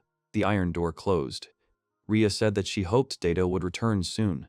Toru agreed. Rhea also spoke about Anami and added that she hopes nothing happens. It had been a week since Daito had gone underground. Suddenly, the bell rang and Toru thought that it seemed like it. Toru apologizes and says that his hands are a bit busy right now, so can they open the door. He realized after the Anami incident that he can't open the door from the inside even if the bone comes, since it's connected to the dungeon. A courier comes into the room and says that a delivery has arrived for the young man and asks him to sign for it. The young man signs and thanks the courier. He then sighs and says that the box has finally arrived. Rhea asks Toru what it is. Toru says that these are special artifacts. All the money he got from selling the coins has been spent. But as long as he has this, he can finally remake the dungeon. First, you need to install the cameras and the voice recorder, then connect the cables to them. Toru asks Rhea to look at the screen. The girl agrees. She looks at the screen and then takes the camera. The girl is surprised to see a young man on the monitor. Toru asks her.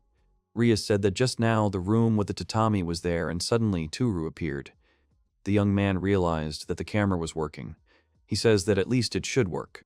The problem now is how to move the cables into the dungeon. Since he rents an apartment, he can't drill a hole in the wall, nor can he keep the door open all the time. He has only one way in mind that should work.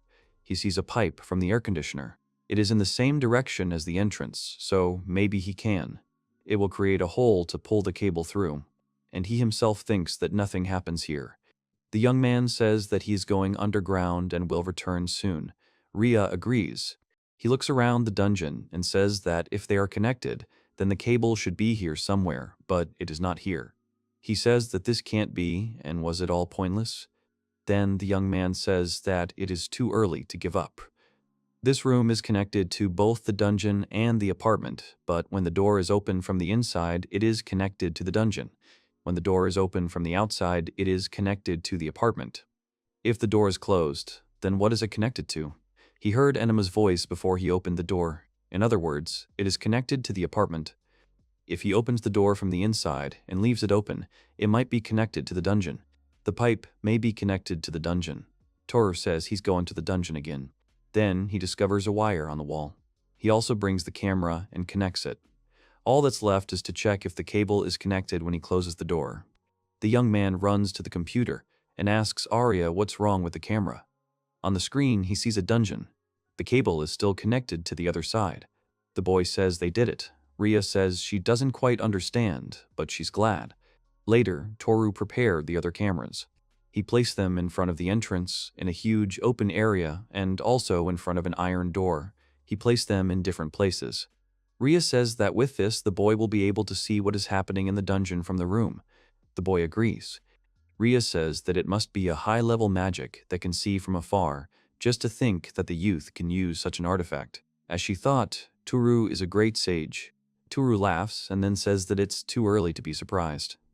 After all, the main part of the dungeon remodeling will start with another. In his hands, he holds a very strange device. He looked at the instrument. Rhea asks the young man if he really intends to install it in the dungeon as well. The young man agrees and says that by the iron doors. Toru thinks that this is what he calls a robot arm, something he bought at the same level as a toy, but nevertheless, it should be able to press the button to open or close the iron door. He made everything in such a way that the hand can be controlled through a computer. Then the young man works on the computer. He exhales and says that he is only new to programming, so creating a program to move his hand up and down took a long time since he started researching. He says that Rhea, who was interested in helping him from the beginning, fell asleep without him noticing. He thinks the girl is very cute when she sleeps. However, it doesn't matter. Either way, he can carry out the plan. He clicks the mouse button, and an iron hand opens the door. Toru thought that the last time he had crushed the giant centipede with an iron door, he had not finished it off completely, and when he turned around, its body had already been cut off. If it had been a weaker monster, death would have been instantaneous. If the door could crush the centipede's head, it could defeat it. He calls the monster in. On the camera, he sees the slime approaching. The boy presses the button, and the door closes, squashing the slug. The young man thinks it worked, and then decides to continue. After a while, he says that something is really bad. It only worked well with the first monster. Since then, many slugs have entered, but most of them have left before the door closes. It seems he will have to defeat all the slugs that pass by the door. After a while, he comes out. He sees slugs near the body of the centipede. He realizes that they are attracted to the corpse of the centipede. The corpse is mostly digested, so you need to think about what other bait to make. If this is the only thing that can attract slugs, then its level won't increase much. He's thinking of something that other monsters will like better than slimes. Something so good that they won't notice the traps. He thinks it's time to go shopping a bit. Toru goes outside dressed as Shizuku.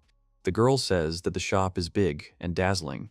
Toru thinks that to find out what monsters like the most, it's better to ask them. He asks Shizuku to transform into his clothes. The boy then asks her that if she likes something, she should just tell him. Shizuku agrees and says that she will try her best.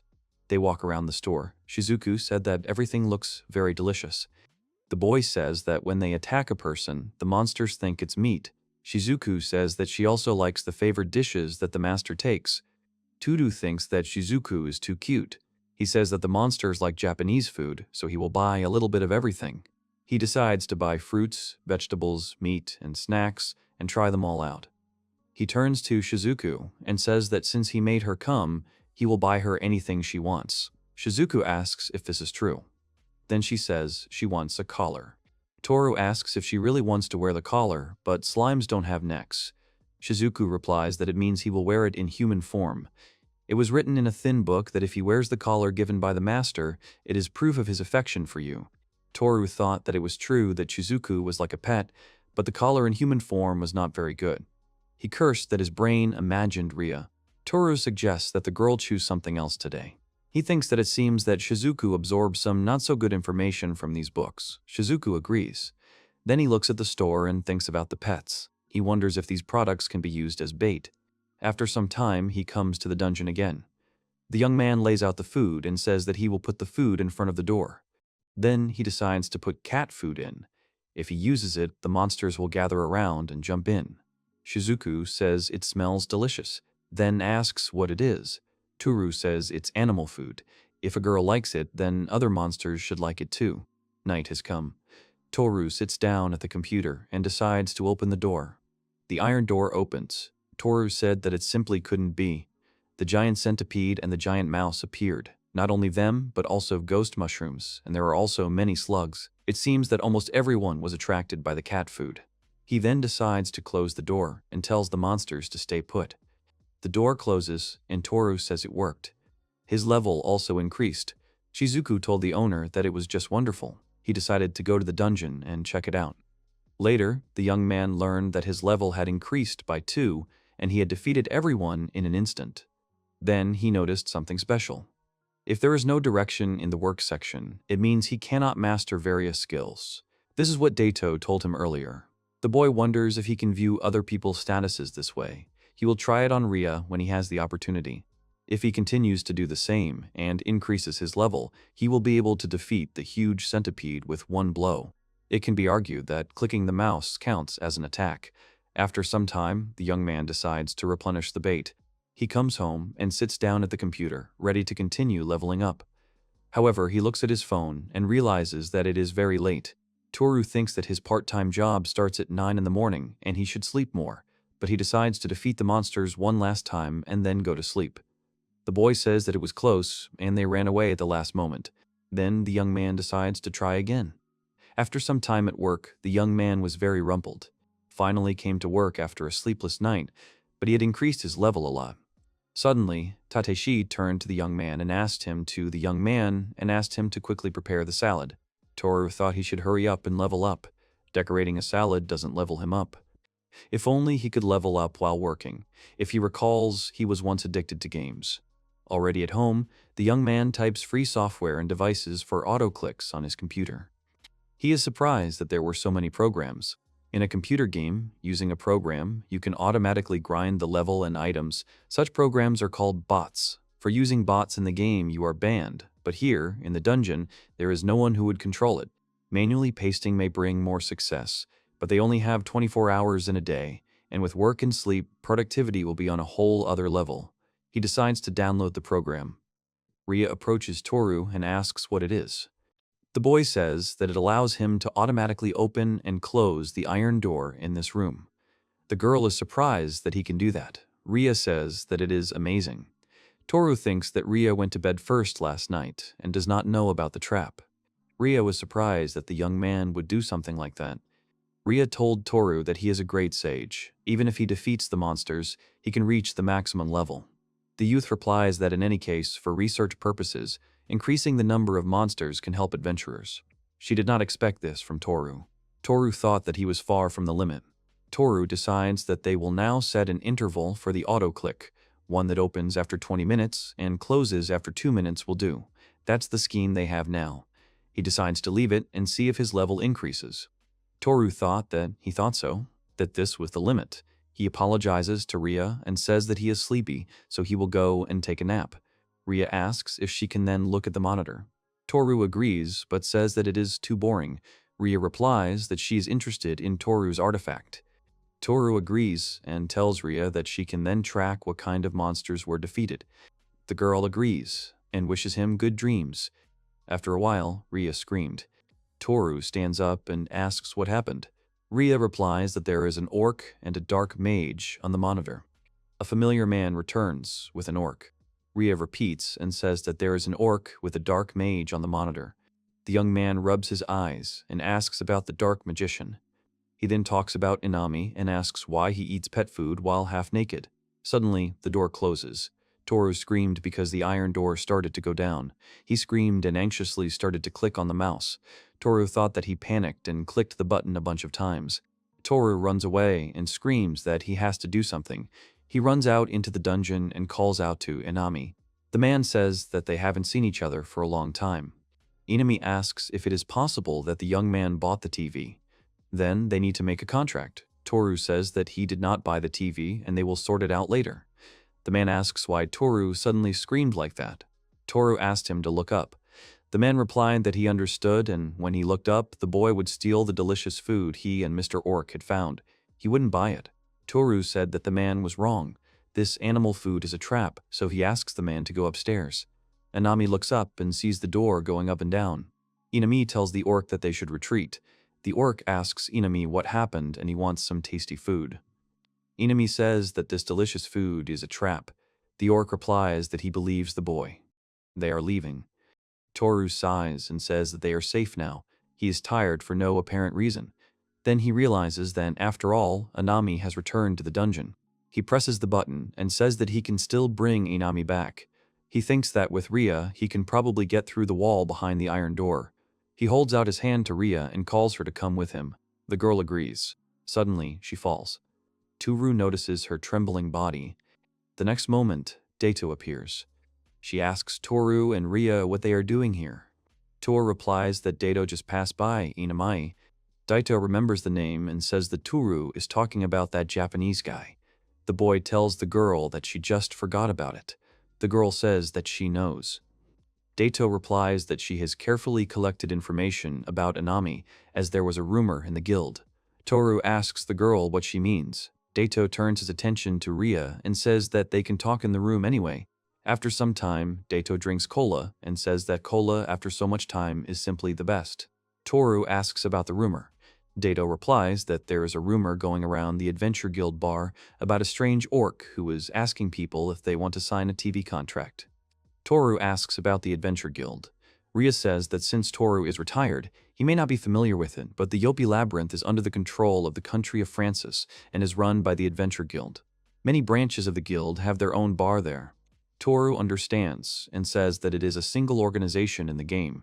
Rhea adds that there is a quest to eliminate Anami. Toru is surprised and asks what does eliminate mean and does it mean kill. Daito says that she thinks so. The quest is for E rank and there is not much reward. Rhea adds that since the orc is a strong monster, she doesn't think there's anyone stupid enough to hunt with an A rank for an E rank bounty. Toru gets it. Daito says that if a leveled adventurer finds Inami, he will eliminate him with a single click. Even if they don't really want to, if he continues to solder the contract, they will become irritated.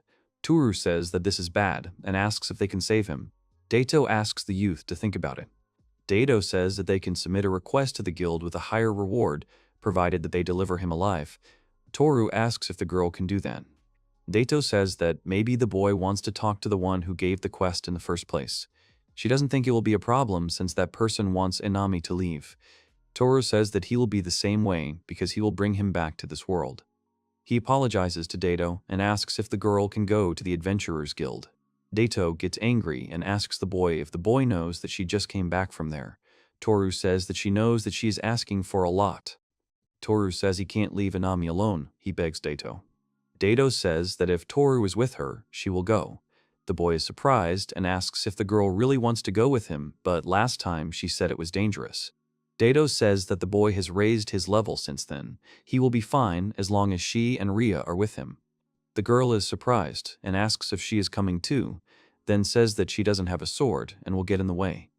Daito starts laughing and takes out a wrapped bundle. The girl takes out a package and asks Rhea what she thinks it is. Toru asks if the girl really brought something from the dungeon. Daito says that she brought it for Rhea. Daito unwraps the package and says it is a claymore sword. She gives Rhea a present and says it is an expensive gift. Rhea panics and says she cannot accept it. Daito replies that it's okay and asks Rhea to just accept it. She wouldn't be able to use the sword anyway, even if she wanted to. She also tells Rhea that she couldn't go into the dungeon because she didn't have a sword. Rhea thanks the girl and says she will return the money.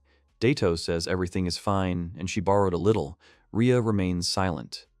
Toru is happy and says that the three of them will now go down to the dungeon. Rhea is surprised and asks if they are really going there right now. Toru says that the girl needs to prepare, so they will go tomorrow or the day after. Daito replies that she just got back, so she wants to rest. Toru replies that since they decided, he should raise his level as much as possible before they leave. Daito approaches Toru and asks if the trap that raises the level that the boy spoke of is really finished. The boy agrees and says that he wants to show it to the girl. The boy shows the girl the device. Daito is surprised and says that the boy can see the dungeon from here. Toru agrees and says that the girl can see something in front of the door. The girl asks if it is trash.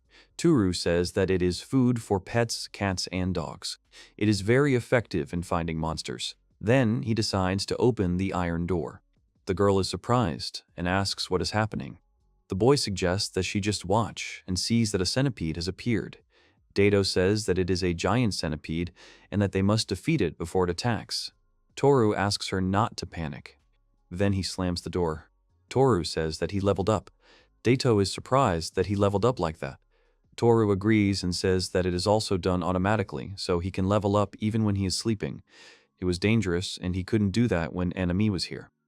Daito asks Toru what level he is now. Toru says he is level 9, although he is now level 10. The girl is surprised and asks if he is really level 10.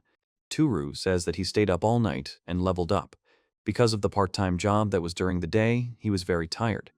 Daito started crying and saying that it was unfair. She had to fight monsters to the death to reach level 10, and it took a long time. Toru tells Daito to do the same. Daito is surprised and asks what she should do. Toru told her to move this mouse. She should put the arrow on the mark and press with her index finger. Daito says it's very funny. Then she says she won. Suddenly, Toru calls Rhea. Toru asks Rhea what happened. Rhea says that it has been a long time since she used the sword. She would like to practice the strike given by the sword in the dungeon a little. Toru says that's a good idea. Toru asks if he can watch. Rhea apologizes and says she wanted to practice alone to focus. Rhea apologizes for being selfish. Toru said that everything was fine and asked Daito not to click anymore. Daito stopped. A little later, Toru said that he would return in about an hour, and until then the girl could not return to the room. The girl said that she understood. The boy closes the door and goes to Shizuku, asking if she can do him a favor. Shizuku asks the boy what is it.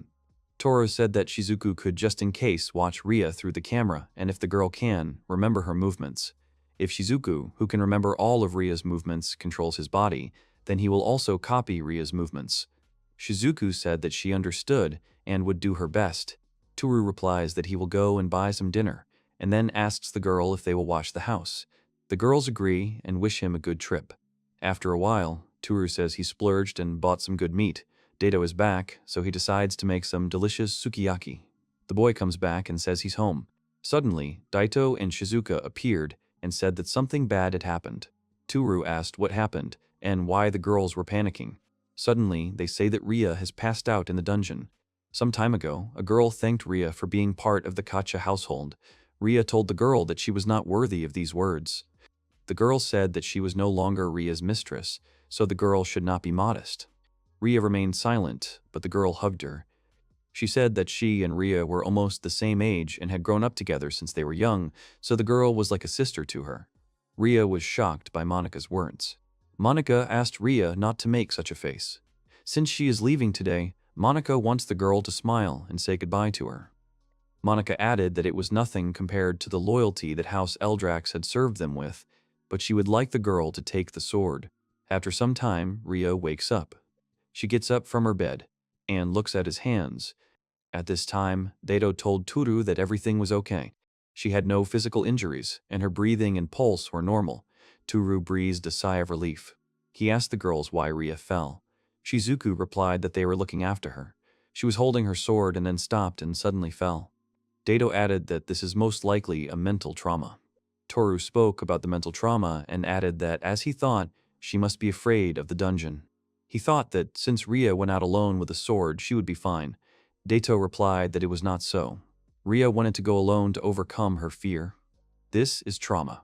If so, it would be better for Rhea to stay here safely and take her time to heal her emotional wounds. Daito says that Rhea's trauma may never heal. Toru is very surprised. Toru asks the girl what the reason is. Daito says that the rumor in the Adventurers Guild wasn't just about Anami. She says that there was another rumor, and if it was true, then the problem was deep-rooted. Toru was surprised and asked if this rumor had anything to do with Rhea. He asks Daito to tell him about it. Daito felt a little awkward. Suddenly, Rhea appeared and said that she wanted to tell him something. They were surprised. Toru asked the girl if she could get up in her current state. Rhea replied that it was fine and apologized for bothering her. Daito told Rhea that she didn't have to force herself to talk about it if she didn't want to. Rhea replied that she had to tell him about it. She wanted Daito and Toru to listen to her story. After a while, they were all sitting at the table. Rhea said that in order to tell them why she became like this, they first needed to know why she became an adventurer. She was born into House Eldrax, a family of military nobles who had served House Kacha for generations. Their duty was to lead the knights of the noble Kacha family, but no sons were born into the Eldrax family, and Rhea became the head of the house. However, at the time she was born, the Kacha fiefdom was suffering from endless droughts, which led to economic problems. However, strangely, only girls were born in the Kacha household. The female head of the Eldrax family was forgiven because they were not of such noble blood. But despite everything collapsing before their eyes in that family, they could not allow a woman to lead it. They became poor and were not blessed with an heir, and as a result, their lineage was cut short. The last of the Kacha line, Monica Kacha, married a duke, and thus the Kacha line ended. At 16, Monica was to become the duke's bride. Monica gave Rhea her family heirloom, a sword, and so Rhea lost the mistress she served. However, even if she no longer serves the Kacha family, and she is not a knight, she is not able to throw away her loyalty to the Kacha house. She thought about what she could do and decided. She decided that she would help the impoverished orphans born in the land of Kacha back in those days and support them financially, so she decided to become an adventurer and earn money in the dungeon. The sword given to her by Monica to protect what was left of the house of Kacha. That's why she became an adventurer. Daito said that the girl had changed a lot and had gone from being a knight to an adventurer. Rhea replied that since the only thing she could do was control a sword, she had decided that it was better to use her body rather than her head. Toru agreed and thought that Rhea's body was very trained and it was better to use it than her brain. Daito said that there are many adventurers who are scum and criminals, so there were rumors about a beautiful and strong former knight girl who registered with the Adventure Guild. Rhea said that Daito was also popular, but even so, it was recommended to form a group to go into the dungeon. She heard about a sorceress who explored everything alone. Daito said that everything was fine and that she had enough skills and experience to explore alone. Toru replied that the girl had almost died when he found her. Toru said that he understood why Rhea became an adventurer, but that sword was very important, but she didn't have it when she lost consciousness. Rhea agreed and said that she would now tell about it and everything that happened before she met Toru. Some time ago, when Rhea had not yet met Toru, the adventurers thanked Rhea for her help. The girl replied that it was not necessary and that they were safe. Rhea says goodbye to the guys and sees Daito, who was sitting at a table in the Adventurers Guild. The girl approaches Daito and slams her hands on the table. She greets Daito and asks her if she would like to join her party. Daito sighs and says that she has a curious night again. Rhea asked Daito not to say that and asked her to go on a raid together. It would be safer and more effective than going alone. Daito said that it was Rhea again with her guild leadership. She was also tired of hearing about it. Rhea replied that it was not about that at all. Guild guidelines is the principle by which the Adventurers Guild maintains a high rating for safety reasons. The guild recommends creating a party of several people before exploring a dungeon. Rhea thought that she needed money, and if she didn't earn it, the children in the orphanage would grow up in poverty. However, Rhea has only just finished, and one floor of the dungeon won't give much. The group of newbies lose hope already on the second floor. She wants to form a party with someone strong so she can get more money. She needs a party with someone who has already been to the 4th or 5th floor. Rhea asked that instead of drinking, why not join her party? Daito raises his voice and says that she does not want to join any squad. At this time, 2 young men sit down at the table. The dark-haired one sighs and says that both of them will not make it to the 3rd floor. The fair-haired youth says that they need to try hard to get at least to the 4th floor. The dark-haired youth says that, again, if they manage to do it, the rewards will be on another level. Rhea thought that the ideal squad is a group of at least 3 people: damage, defense, and support. These 2 look skilled, but there are only 2 of them. She is very curious about why this is. Rhea asks Daito about it. She also says that she hasn't seen them before, but they always go together. Daito agrees and says that Klain and Barney escaped from a neighboring country. As 2 deserters, she would never team up with guys who would be considered criminals in their home country. Rhea says she will go and try to talk to them. Daito is surprised and says the girl is not obliged. Rhea approaches the boys and asks if she can join their squad. The dark-haired boy was surprised and asked if Rhea was the curious knight. Barney asked Klain to shut up. Rhea said it was okay, but she thought she got that message a lot. Barney told the girl that now that the girl knew their names, what did she want? Rhea replied that she wanted to know why they became adventurers. Klain asked Barney to speak more quietly. Barney asked Klain to be quiet. He asked Rhea why she needed this information. Rhea replied that she hoped they would join her squad. The boys were surprised. Klain asked the girl if she understood what she had just said. If they ever returned to their homeland, they would be considered criminals. Everyone was surprised. Klain sat back down and said that, in any case, because of this, they couldn't join the girl's squad. Rhea spoke to Klain, asking if the boy regretted deserting. Klain replied that they had fled from battle. Rhea replied that she thought that was not a death sentence. Barney asked who cared. What was wrong with a small party? They had no reason to refuse. Klain said that made sense. Barney replied that, not to mention that they were invited by a beautiful woman, the boy should be punished for refusing such an offer. Rhea said that in that case, it was an honor for her. The boys reciprocated. Daito looked at them suspiciously. After a while, each of them went to the dungeon in a good mood. Klain was a swordsman who was quite experienced. His strong swings were very good. Barney is a mage. He claimed to specialize in support magic, but his destructive magic was also quite good. Rhea was in the vanguard and blocked the enemy attacks. Klain dealt blows to them, and Barney finished them off with his magic. It was a well-balanced squad. After some time, they were relaxing in a tavern. Klain said that today's raid was a great success. He just can't believe that they found such a rare artifact. Barney said it was because there were 3 of them. Arya seemed to be attracting Lady Luck. Rhea laughed and asked the boys not to talk nonsense. Barney said that, in any case, behind Arya they were like behind a stone wall. Before her, he was tanking, with 0 defensive skills. Naturally, everything started to go smoothly. Klain said that when the rats attacked them and started doing damage, Arya got into trouble because he didn't attack them right away. Barney replied that luckily he was able to mow them down with his magic.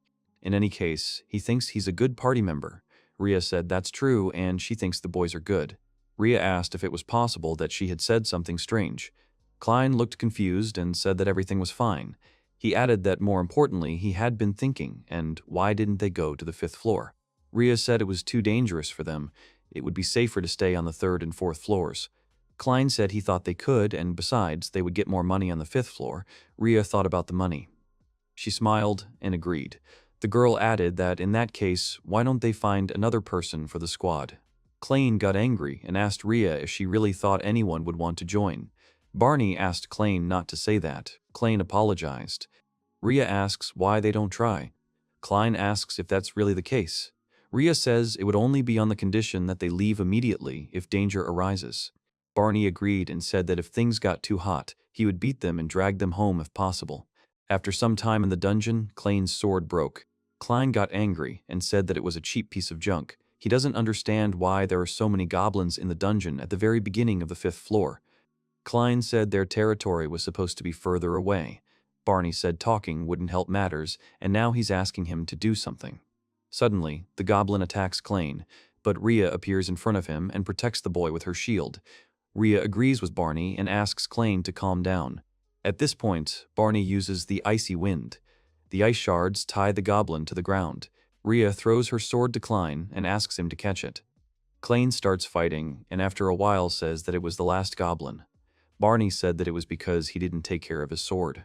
Klein said that Barney was right, but who knew that there would be well-armed goblins here? Rhea said that everything was as she said. It was too early for them to come here, and it was time to retreat. Klein asked Rhea if he could keep the sword until they got out of here. The girl agreed, because the young man had lost his. She said that they were counting on the young man. Klein thanked the young man and said that not to mention that the sword was very sharp. Rhea agreed and said that it was because it was made of mithril. Klein was surprised and asked if it was really a sword made of pure mithril.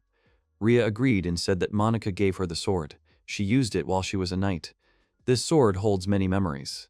Klein was surprised and said that he would be careful with him then. Suddenly, the unfinished goblin began to move behind them. He used the pipe and threw something towards the boys. Rhea noticed it and pushed Klein away. The dart hit Rhea's leg. Klein kills the goblin and then turns to her and asks if she is okay. Rhea apologizes to them and says it was a paralytic dart. Klein asked Barney to use purification magic. Barney tried but said it didn't work. He couldn't handle his level of magic. Klein asked Barney to continue healing her, then asked Barney if he could hear him. Barney said he needed to conserve his mana so they could get to the surface.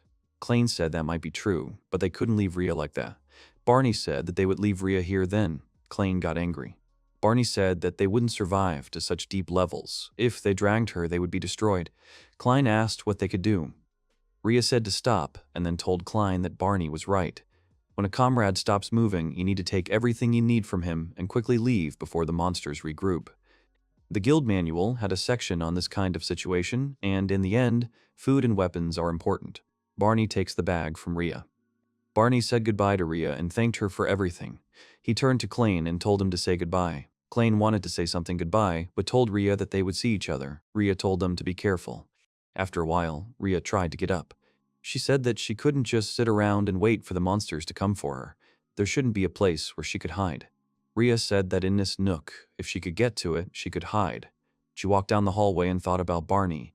He could at least protect her until they found a place where she could cope. Then she remembered Klein and said that he could have left her that sword. Hadn't she told him how much that sword meant to her? Even if she hides, she probably won't be saved by anyone. The girl apologizes to Monica and says that she is wounded in both body and soul. From there, Toru already knows that they left her deep in the dungeon without any weapons or food. She couldn't move because of the paralyzing poison eating away at her body. She was afraid of the dark and monsters. She was terrified of her impending death and sat down to cry. That's when Toru saved her. Toru was so kind to her. However, before he realized it, she was so scared of the dungeon that she couldn't even hold her sword. Daito said that another rumor she heard in the guild was that Klein had obtained Rhea's sword based on the Adventurers Guild principle.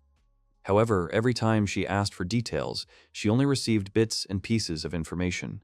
Rhea said that she was also to blame. She was so scared that she couldn't move, and so she didn't even think about their safety, although rather she wished the opposite. Daito said that it was normal. That was what the girl was so worried about. Daito said that she was just in shock. She would take revenge on Klein for what he did to Rhea and give her back the girl's sword. Rhea said that Daito couldn't do that. The principles of the Adventurers Guild are upheld by the Kingdom of Francisca. Daito would be considered a criminal if caught. Daito replied that they can't forgive them. She asks what Toru thinks. Rhea asks the boy to answer. Daito turned to Toru again, whose hands were shaking. Toru said that he could not forgive them. He would take revenge on them. The girls realized that Toru had lost his temper. Rhea turned to Toru and said that even if he says so, there are still principles and laws of the guild. Toru says that the girl cannot forgive them, and then asks what she is going to do. Daito asked the boy if he thought she didn't know that. Toru replied that he was going to let them experience the same horror that Rhea had experienced. Daito asked the boy to let her help. Suddenly, Shizuku appears and asks the master if he will help her too. Rhea was scared that white slime appeared. Toru told the girl to get to work. From the cowards who made Rhea cry, they will return the girl's sword. Toru decides to talk about strategy.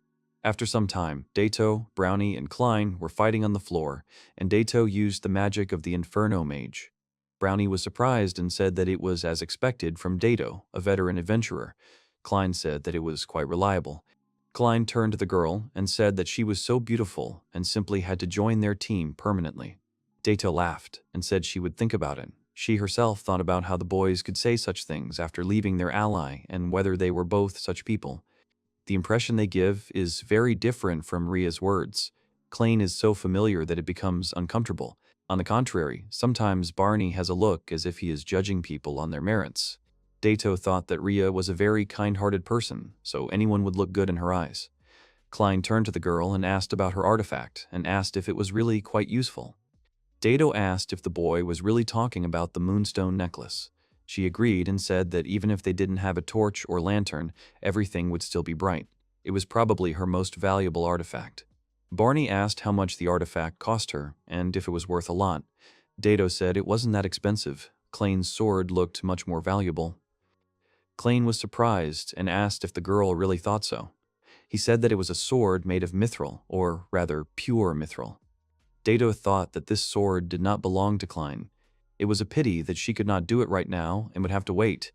Otherwise, she would ruin Toru's tactics that he had so carefully thought out.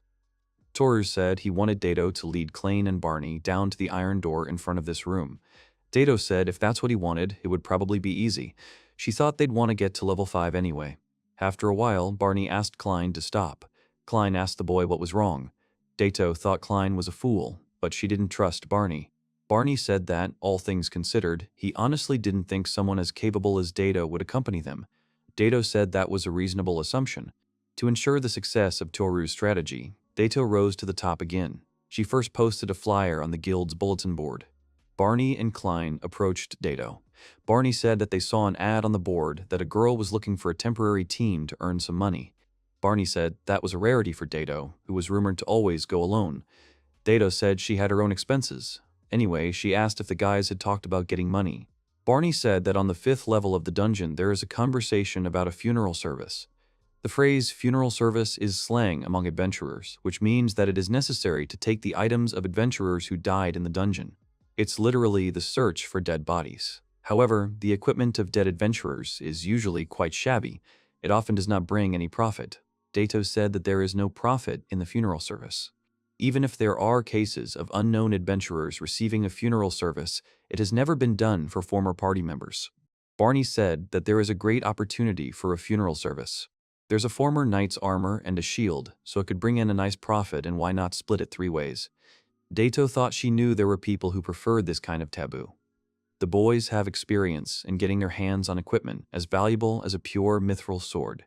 They are nothing more than adventurers who have developed a taste for funeral services. As Daito thought, the two were looking for a 3rd member to get into the 5th floor.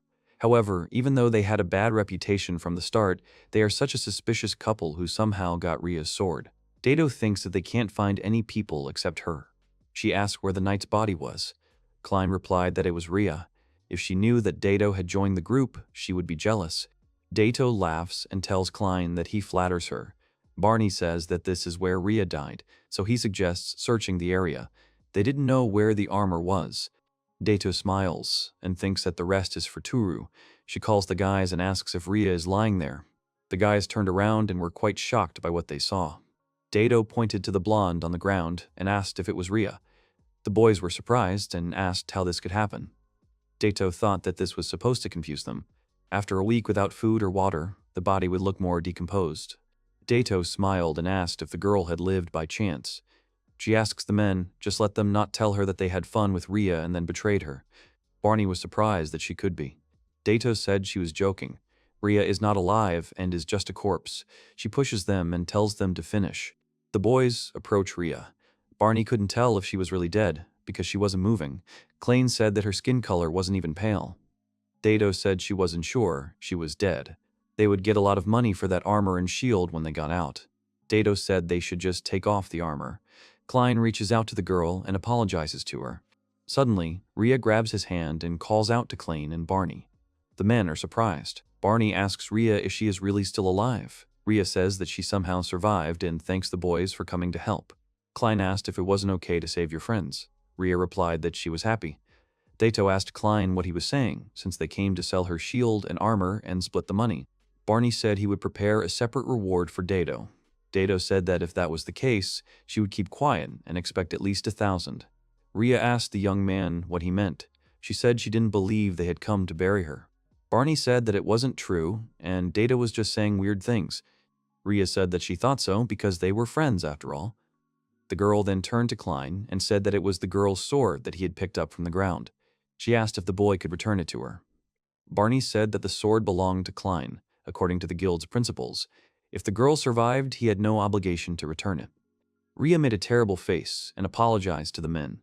Suddenly, Toru pressed the button and the door from above began to descend. Barney and Klein were scared. Barney said that it was dangerous here and they had to run away from here. Suddenly, Rhea grabbed them by the legs. They asked the girl what she was doing and asked her to let go. Suddenly, Rhea started laughing and then showed her face to the boys. Her face was disfigured. She told the boys to return her sword of memories. The boys screamed and asked her to let them go. Rhea said that if they give her the sword back, but she would think about it. Klein agrees and says he will give it back. They start screaming and then fall unconscious. Toru comes up and says that they passed out. He turns to the girls and says that he is happy for them and that they did a great job. Daito said that she was very angry at men. Shizuku added that slime can last too. Toru was surprised that Klein and Barney had wet pants.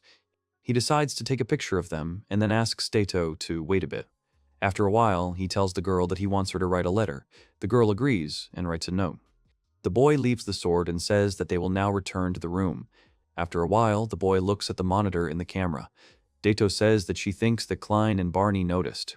They read a note that if they returned to that dungeon again, they would suffer until their last breath. Daito was impatient with Toru's note and their photo. In the end, they ran away. Toru says that he hopes they never see them again. He then stands up and goes to the room where Rhea was sitting. Rhea asked if they were finished yet. Toru agreed, then handed the sword to the girl and said that it was hers. The girl took the sword with a shaking hand, then hugged it and started crying. She said that this was the sword that Monica gave her. The girl asked Toru what he would do if she was stuck and couldn't move. Toru replied that even if he had to carry her back, he would try to escape together, even if the monsters killed him too. The girl smiled and then approached Toru. The boy was surprised, but the girl approached him. Rhea said that she knew the boy would say that. Toru told Rhea that he needed to tell her something. He confessed that he was not a great sage. He apologized for lying. Rhea said that she had already thought about it. She knew it, but she enjoyed life with Toru, continued to accept his kindness. She's the one who should apologize for the inconvenience. Toru said that it didn't bother him because he wanted to be near the girl. Rhea asked the boy what, in any case, who he was. Toru replied that it would be difficult to explain. Rhea said that she understood everything and it did not matter to her who Toru was. Suddenly, Rhea kneels down and bows to the boy. She says that until she dies, she will be the knight of Toru. Toru asked her to wait a little. He can't accept it because it's too sudden. Rhea replies that if that's the case, then she wants Toru to marry her. As a knight or a wife, she wants to be with the boy. It is pointless, so she asks the boy to be her master or husband, but the latter is better. Toru replies that perhaps, as a knight, he would like to rely on a girl while traveling in this world. Rhea pouts. She said that she believed that her loyalty and sword belonged to Toru. There were other adventurers, and Toru was free to choose Daito and Shizuka. However, she tells the young man that if he sees her as his bride, she will be waiting for it with joy. After some time, Rhea was in the dungeon. She inhales and then uses a combination attack. Rhea realizes that her swordsmanship has not dulled. Then she exhales. Toru comes out and says that the door is open. He told the girl that it was a great job. Rhea turns to Toru. After getting her mithril sword back, she swings it around the dungeon every day to get a feel for it again. It seems she has overcome her trauma and is back to her usual cheerful self. Toru says that dinner is ready and they can eat together. Daito hums a song and asks what they are having for lunch today. Toru says that they are having sukiyaki for lunch today. Toru said that he made it especially because they didn't have time to eat properly. Shizuku said that it smelled nice, and Rhea said that it looked delicious. Toru invites the girls to begin. They thanked the young man for the food and then began to eat. The girls said that the taste was amazing and smelled very delicious. The meat in the dish was so tender and sweet. Toru said that it was because the beef was good. It would taste better if mixed with rice. He tells Shizuku to open her mouth and take the food. Rhea said that it would take at least 2 days to get out of the dungeon and to the surface, and what food they would take with them. Daito said that she and Rhea would deal with the monsters, so Toru should take care of the food. Toru agreed. Daito said it would be bad if the food was heavy. Toru told her not to worry. They would look forward to what he brought. After a while, they come out into the dungeon, and Toru buried the door with the key. Toru said that it was time to go up to the surface. Rhea asked Toru what the boy was doing in front of the wall. The boy said that he was locking the front door. Daito asked if that was really the case. To her, it looked like he was doing something in front of a stone wall. Since people in this world can't see the apartment door, maybe there's no need to lock it. If anything had gotten in here, something unique would have happened. And besides, there's nothing wrong with being careful. Daito takes the key and hides it in an interesting place. Toru asked her to wait and asked if it wasn't strange. Daito asked the young man not to worry because she won't lose it and he is completely safe. He takes the keys from Daito and gives them to Rhea. The girl says that the young man can count on her. Daito is surprised. Suddenly, Rhea tells Toru that she can see the door. Toru and Daito are surprised. Daito asks how that is possible since she can't see anything. Shizuku said that she didn't see anything either, and then asked if Rhea really saw a door there. Rhea agreed and said that it was the door leading to Toru's room. Toru was surprised that Rhea suddenly saw the door. He asks Daito to take the key. Daito takes it and says that she sees the door and it's all because of the key. Toru asked Rhea to see if she could open the door with the key. Rhea said she would try. Rhea approaches the door and asks if she really just needs to insert it into the hole and turn it. Toru agrees. Suddenly, Rhea opens the doors. Toru thinks he was right. Since people from their world, like Rhea, can see the door with the key, then they can open it too. Then maybe there is something. He enters the house and asks the girls to come with him. They enter the room and are surprised to see Japan in the window. Toru said that they can now see that they are outside the room. Rhea said that this is Toru's world. Daito said that she has seen this street before and this is Toru's world. Toru asked Daito to give the key to Shizuku. Shizuku said that she can see it, and that is the view from the outside.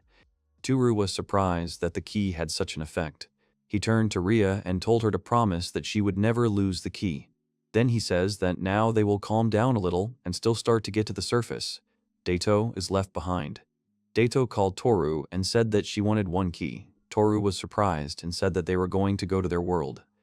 Besides, he only gave it to Rhea for safekeeping, and isn't it similar? He asked the girl to let Rhea keep it. Rhea said that she also wants one key. Toru told Rhea that she can keep it.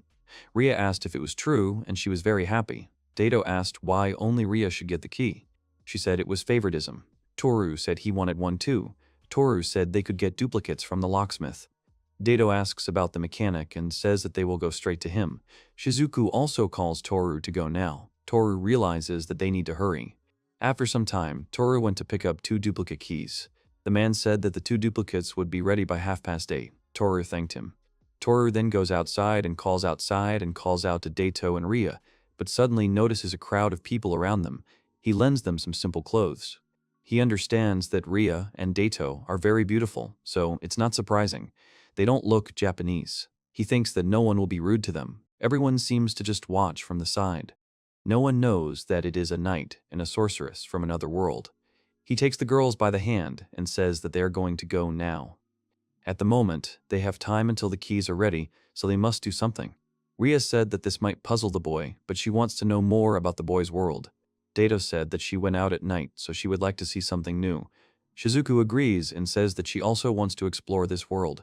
Toru said that since they are leaving tomorrow, they can take a little walk. The girls agree. The girls see buildings that are so tall that they block the sky. They ride faster than any horse, and there are so many people. Daito said that it's not only that. There are also many delicious things here. She will give her recommendations to Rhea. Toru thinks that he doesn't know any other recommendations except pancakes. He doesn't know what they would like. Rhea says she doesn't have the money of this world. Daito says it's okay and Toru will take care of it. Toru is surprised. Then Toru agreed and told the girls to leave it to him. After a while, he buys the girls pancakes. Rhea tries and enjoys the food. Daito says that Rhea has cream on her face. Then they buy more fish-shaped goodies. Then the girls notice a lot of people wearing different clothes. Rhea agrees and says that they all look so fashionable. The girls turn to Toru and say that they want to try something on. After some time, the boys arrive at a women's clothing store. The girls change their clothes and then go out to the boy and ask him what he thinks of his clothes. Toru said that both girls looked really beautiful. Rhea said that she wanted to try on the next set of clothes. Daito agreed and said that she would try on another set of clothes. The girls try on new looks. Daito had very daring costumes, and Rhea had gentle and elegant ones. Toru realizes that this is some kind of feast for his eyes, no matter what they are wearing. Rhea then gives the girl a set of clothes and asks about it. Daito says that it does not suit her. Rhea says that's not true, and it would definitely look great on her. Daito agrees and says that she will try on the set and she needs to get naked. Daito puts on a delicate lingerie set and asks Toru how she looks. Toru blushes. Daito asks if it really looks weird. Toru says it looks nice and suits her very well. Rhea said that it looks very cute. Rhea then asks Daito to try on the next cute sets. After some time, the girls bought new sets of clothes. Toru said that he was glad if they had fun. At least in the other world, he could find some gold coins. Then they walk around the city. The girls say that Japan is really developed and looks so peaceful. Rhea asks the boy if there are wars here. Toru replies that there haven't been any for 70 years. Daito says that even if she is so advanced, she does not see demi-humans or elves. She asks if this is really such a country. Toru says that, first of all, there are simply no half-humans or elves in this world. The girls asked the boy if it was possible that he was joking. Daito asked if humans had exterminated other races. Toru replied that he had never heard of them fighting half-elves or half-humans. Daito said that was what she was wondering. Toru replied that there were indeed myths about giants, demons, and such, but he did not think those stories were true. Daito said that she believed the boy. Daito apologized to the boy. Toru asked what the girl was apologizing for. Daito replied that she was apologizing for her selfish request with the key. Rhea also apologized. After all, this was Toru's house. Toru said that it was okay. He also wanted girls to be able to come to him anytime. He wanted to show him more of Japan. The girls thanked the boy. Toru says how about taking the keys and going to another world. After some time, they all receive keys for each. They open the door because it is time to get out of the dungeon to the surface in another world. The heroes arrived at the Yomi Labyrinth on the 5th floor. Toru was scared when he saw the huge monsters. Suddenly, Rhea and Daito appeared right in front of him. The girls rushed into battle. Toru exhaled and said that it scared him a little. Daito smiled and told the boy not to be so tense. Toru replied that it was natural for him to be tense. After all, there were no monsters in Japan. Daito said that with the boy's level, a couple of giant rats shouldn't be a problem. Toru said that if the girl said so, then maybe. He reached level 10, but he can't tell whether his stats are high or not. Then the boy realizes that he has learned the character evaluation skill and wonders if he will see the girl's stats if he uses this skill. Daito decides to try. The boy uses the character evaluation skill and sees the characteristics of Daito and Arya. The boy says that the girls have some high levels. Toru replies that he can't see all of the girls' characteristics. Daito replies that it's because of his low skill level. He'll be able to see more if he increases his skill. Toru thought that Daito's level had really increased. Her level cap was originally 47, but after they had been closed twice, it had gone up. In her free time, she was grinding with a clicker. He thinks that the girl leveled up just like that. As for Rhea, her level is lower than Daito's, but her maximum level is higher. Toru asks Rhea if her level cap hasn't increased recently. Rhea says that it has, but he doesn't know why. The girl asks Toru if she knows anything. Toru wants to explain something, but suddenly Daito appears and asks the boy if he and Rhea really did that. She says that since that time, the boy has never done that to her. After a while, they began to move through the dungeon. Rhea was in the lead, the mage, Daito, was in the center, and Toru and Shizuku were bringing up the rear. Finally, they reached the 4th floor and asked if this was really the shortest route. Daito said that it was, and it was fast. Toru said that walking for 4 hours while fighting monsters was not very fast. Rhea says it's pretty quick to get to the boy's room.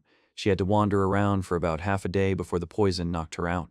Daito says she's traveled to and from the surface a lot, so she's used to it. Toru asks if they should rest a bit. It's just lunchtime. Daito says the boy is right, and there is a fountain not far from here, so they can get there. The boy asks how far it is, and Daito says an hour's journey. Then they started to make their way through various obstacles. Then they came out into some room. Toru said that it was quite easy to move here. The roots did not interfere, and it was spacious. Daito says that they have reached the fountain and then shows the fountain to the boy. He looks and realizes that it is a fountain. Suddenly, he notices people in the corner of the room and realizes that they are people from another world. Toru said that they look strong, and Shizuku agreed with him. Toru says that Shizuku is a white slime, and maybe we should hide her from people. Daito says that everything is fine, at least for now. The Adventurers Guild forbids parties from attacking each other. It's better not to provoke the guild. Daito said that these guys are not very strong. Toru asks if that is really the case. Daito said that if the boy is really interested, he can see for himself, and asked not to look at the characteristics of the red-haired boy. Toru asked why. Daito said that he looked like a thief and might have detection skills. He might notice that the boy was looking at his stats. It might cause them trouble. Then she would check the guy with the scar. Toru says he's level 12, only 2 levels above Toru. Daito says he's so-so then. He made it to level 10, so he's pretty average. He became an adventurer about 3 years ago. Fighting even one monster while below level 10 is tantamount to suicide. Killing a giant centipede at that level is simply unheard of. Yet the young man managed to do it in the comfort of his room by simply pressing a button. Toru said that they already knew that they weren't very strong. Daito said that she could tell just by looking at them. Toru said that it was as expected of an experienced adventurer. Toru decides to have a snack. Rhea asks if Toru really made it himself. Toru says it's the least he can do since he can't fight. He brought a bunch of stuff. Daito says she's looking forward to it. Toru says they'll eat first. Since they have a fountain, they don't have to worry about water, so he takes out the instant noodles.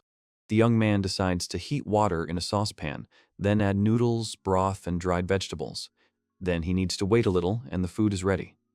Daito was surprised that the food was ready so quickly. Rhea said it smelled great, and then asked what it was. Toru said that this is the best miso. Rhea said that it is something like soup, and she really likes the miso soup that Toru makes. Toru said it tastes like miso, but it's ramen. Toru says it's time to eat. The girls thank the boy for the food. Then the boy starts blowing on the noodles and carefully eats them. The girls watch this process carefully and then try to eat it themselves. Suddenly, they all say at once that it is delicious. Rhea said it was delicious and had such a flavor despite the cooking time. Daito agreed. Suddenly, Daito notices the other adventurers staring at him. Toru thinks that they are sipping too loudly and the smell is too strong. Toru asks what adventurers usually eat in the dungeon. Daito replies that, at best, it's dried fruit and meat and salted fish. At worst, it's stale bread softened with water. Toru thinks that sounds cruel. Suddenly, Toru takes out a pot and another pack of ramen. Rhea asks Toru if he really wants more food. Toru says he thinks they should share the food with the other adventurers. Daito says the boy shouldn't do that. Rhea says it's a great idea and she wants to help too. Toru thanks her. He pours the food into glasses. Daito says that the girl really thinks it's better not to do that. Toru says that the girl can stay here and look after Shizuku. He then approaches the adventurers and says hello. The scarred man is surprised. Toru realizes that they clearly don't trust them. Toru says that they accidentally made too much soup, so he offers them some. The adventurers are surprised. The man with the scar asks how much the food costs.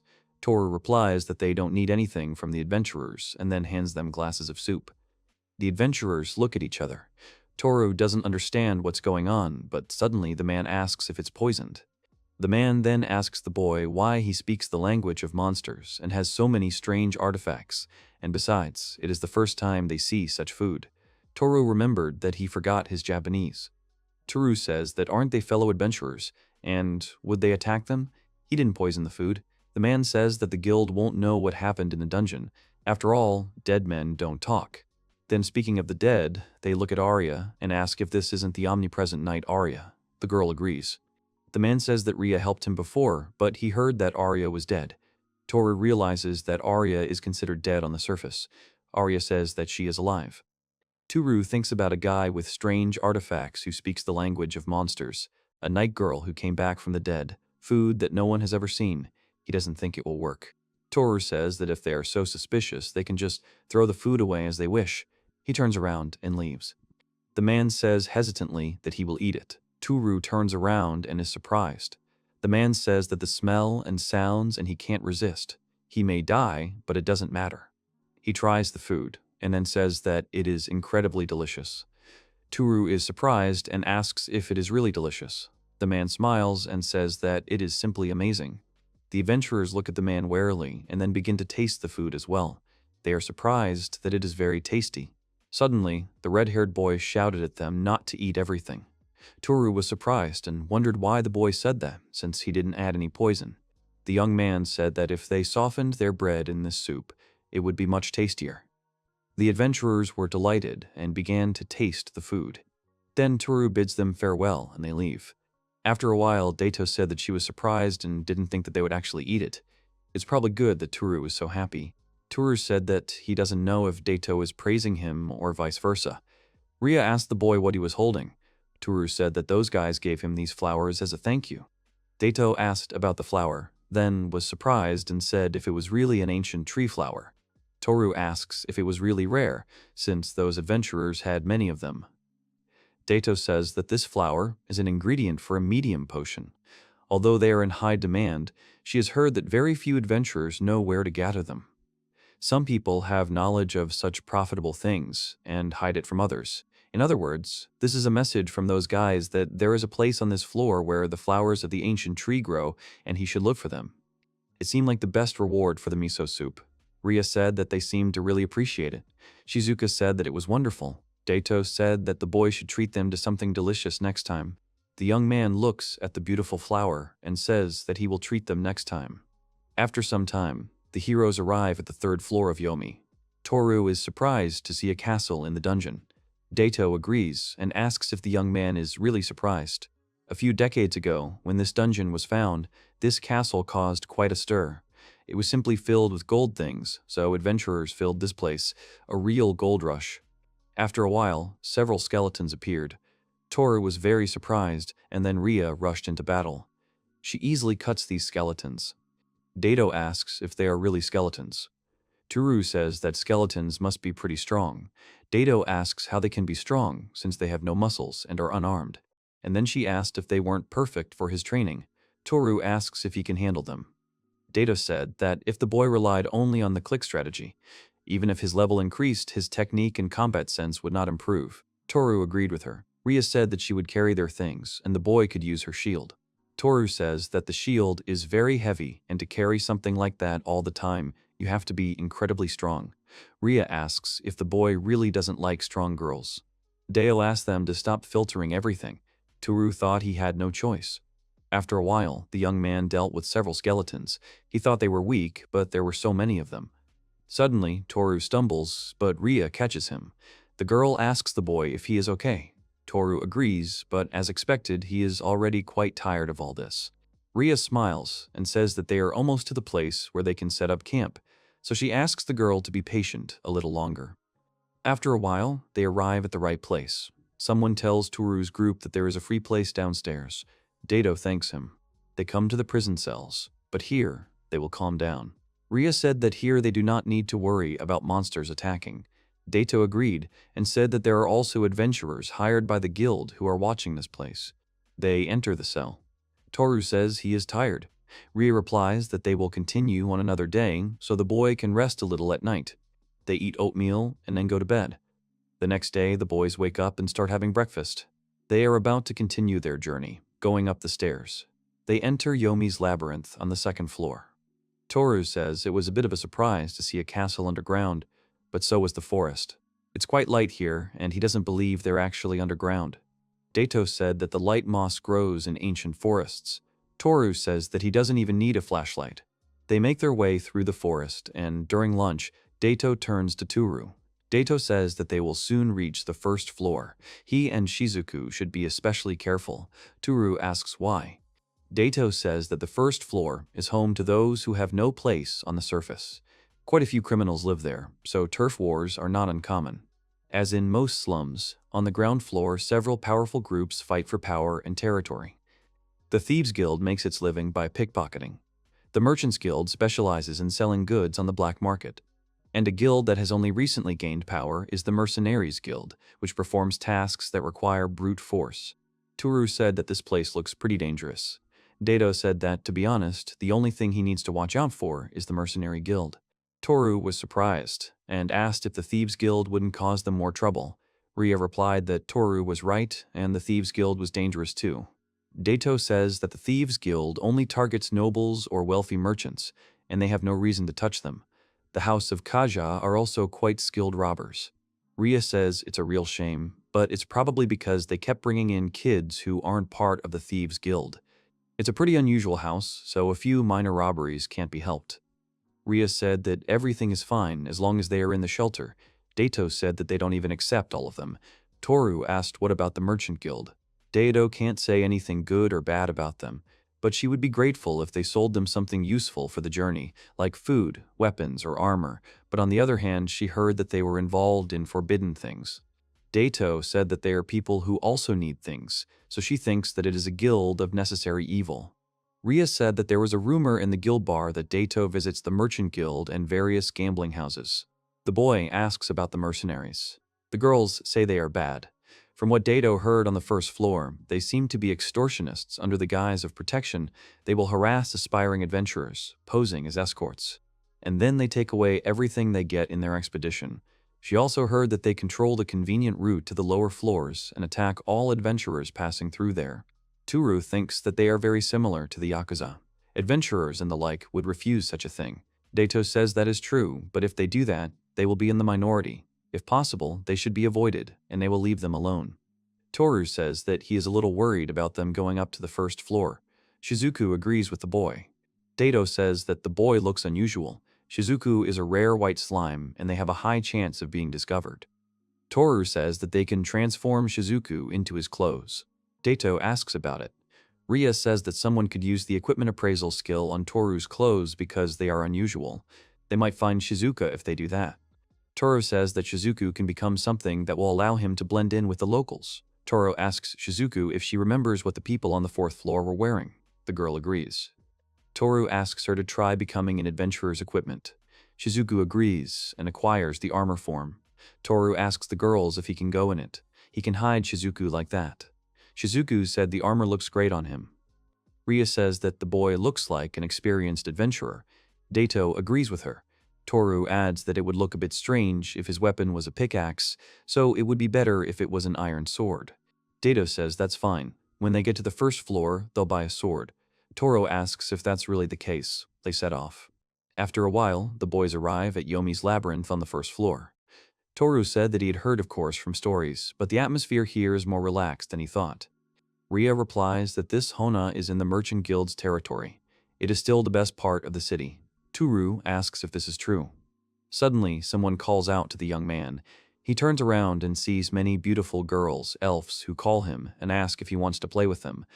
Shizuku says that Daito and Rhea are looking at the master. Toru said that it was the first time he saw other elves besides Daito. Daito said that they are the most common elves that can be found anywhere, and she is a high elf. The girl asked not to put her on the same level as these scoundrels working here. Then they walk around the city. Toru asks if there could be a weapon shop here. He asks the girl if she will buy him a sword. Daito agrees and says that if it is not too expensive. They enter the shop and look at the swords. Daito points at the swords and says that these look pretty good. Toru says that this shine and this hardness, without a doubt, a great sword. The male merchant says that the boy has excellent taste. They buy a sword. Daito said that she can't believe that the man sold them the sword for only half the market price and that it was a good deal. Rhea asks the boy if she can examine the sword a little. Toru asks how it is and if it is cool for its price. Rhea says that it is just an iron rod and then says that part of the blade is also too thick and such a sword will not even cut paper. Toru says that the girl is right. Rhea smiled and said it was just a beautiful dull sword with a polished surface. Toru said he was wondering why it was so cheap. Daito said it was just a prop and it was okay because it was cheap. Then Toru sees a line and asks what kind of store it is, since there are quite a lot of people there. Daito says it's one of the unloading stores. Toru asks what they trade. Daito says anything from the surface, loot and dungeons, stolen for illegal sale. Anything will do, as long as it's worth something. Daito points at the boy and asks what about him. Daito said that it seemed like the boy found something unpleasant and that the guy was from the mercenary guild. Toru asked about the boy and asked about the man next to him. Daito pointed to a tattoo of swords and a shield on the man's face. She said it was the mark of a mercenary guild. Daito told Toru to never start a fight with them. At that moment, Rhea approached the man and asked if he was selling it. The man agreed and asked what was wrong. Rhea said that if so, she would buy it and asked the price. Daito asked Rhea to stop. Rhea approached the boy and said that he was safe now. The boy agreed. Toru asked what Rhea planned to do with him. Rhea said that she would take him to an orphanage that she supported. The boy asked about the orphanage. The young man said that they couldn't. His younger sister would be left alone in the mercenary guild. He and his sister lived here, but then the mercenary guild took them away. The man chuckled and said that it was bad that they were hanging around in their territory. The boys start to get angry. Rhea says that's why she says she's buying them. Daito pulls out a bag of money and tells them not to cause more problems. The man says he doesn't need Daito's change. If he sells it to a men's establishment through a convenience store, he can get twice as much as Daito can give him. Toru gets angry, and Daito says that she asked them not to get into a fight. If the boy gets into a fight with the mercenary guild on the first floor, then exploring the dungeon will become much more difficult. At this point, she takes out the boy's sword. She asks if they don't want this, then hits the man over the head with the dull blade of her sword. Daito says she didn't want this. The man says they'll pay for it. He whistles, and suddenly the boys are surrounded by a huge number of people. Toru says that there are more and more of them. Rhea says that they keep coming, and what should they do anyway? Daito says that they are surrounded and have no choice, so they need to break through. At this time, some girl behind the wall was holding an incomprehensible ball. The next moment, she throws the ball into the crowd, and it explodes, spreading a huge amount of smoke. Toru doesn't understand what it is, and starts coughing. Suddenly, someone grabs his hand and starts dragging him along. Toru doesn't understand what it is, and he can't see well because of the smoke in his eyes, but he feels like someone is pulling him. Suddenly, he notices that the girl has a tail. The men were in the smoke and did not understand where the boys had gone. One of them said that they could not have gone far. He ordered the men to find them. At this time, Toru was running along some narrow streets. He was already quite out of breath. Toru thought that he didn't know what it was, but this girl with the tail saved him. Then the girl stopped and said that they were safe here. Toru wondered if it was possible that this iron door was some kind of secret place. The girl called someone and, calling herself a cat, ordered them to open the door. Someone behind the door asked for the password. The girl said steal from fat pigs. Then the door started to open. The girl said they would hide there for now. Toru thanked her, but his two comrades and the boy remained there. The girl said they were safe. They pulled them out separately to knock off their tails. They agreed to meet here. The boy walked through the door. The girl told the man in the cloak to contact headquarters. The man agreed. The boy entered a room with a large number of wooden boxes. Toru thought that this place was used as a warehouse, but from the inside it looked like that. The girl exhaled. The girl took off her hood and told the boy to sit down somewhere. Toru asked about the cat ears. The girl asked what happened. She asked if the boy really didn't like being saved by a half-human. Toru said of course not, but he was just surprised. Toru thanked her for saving him and his friends. He asked her why she did all this. The girl said that their original task was to save Nick, but the guys just happened to be nearby. Toru thought it was a boy's name. He mentioned that he and his sister were involved with the Thieves Guild. Toru said that it meant a girl from the Thieves Guild. The girl agreed and asked if it wasn't obvious. Toru thought he should have realized that. He thought the guy had a similar hood. The girl said that the boys should know that guilds can't just start a fight in public. They, the boys, had done them a big favor by turning the attention to themselves. She thanked the boy. Then she smiled and said that his girlfriend had saved them a lot of trouble by hitting that thug on the head. The girl asked the boy what his name was. Toru introduced himself, and the girl said that everyone called her Kot. She wanted to thank them for saving Nick and asks the boy if there is anything he needs. Toru said that he does not need anything. They have already helped them a lot, getting them out of this mess. The cat said that they, the boys, had already helped them by just starting the fight.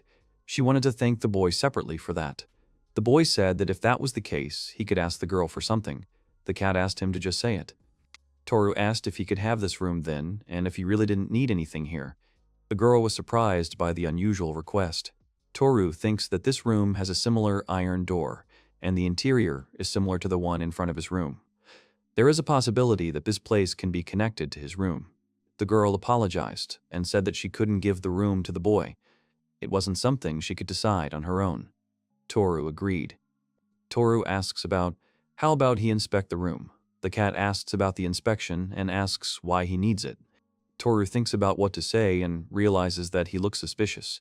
The cat asks if it is possible that the boy is just a scientist. She says that now that she thinks about it, the boy really doesn't seem like an adventurer, so he speaks the language of monsters. The boy agrees. The girl says that the young man can look around as much as he wants, and she will go with him. The young man thanks her. He begins to look around the room carefully. Suddenly, the girl turns to the boy and asks him if he really doesn't like demi-humans. Toru asks her why she's asking that. The girl replies that many people do not like half-humans.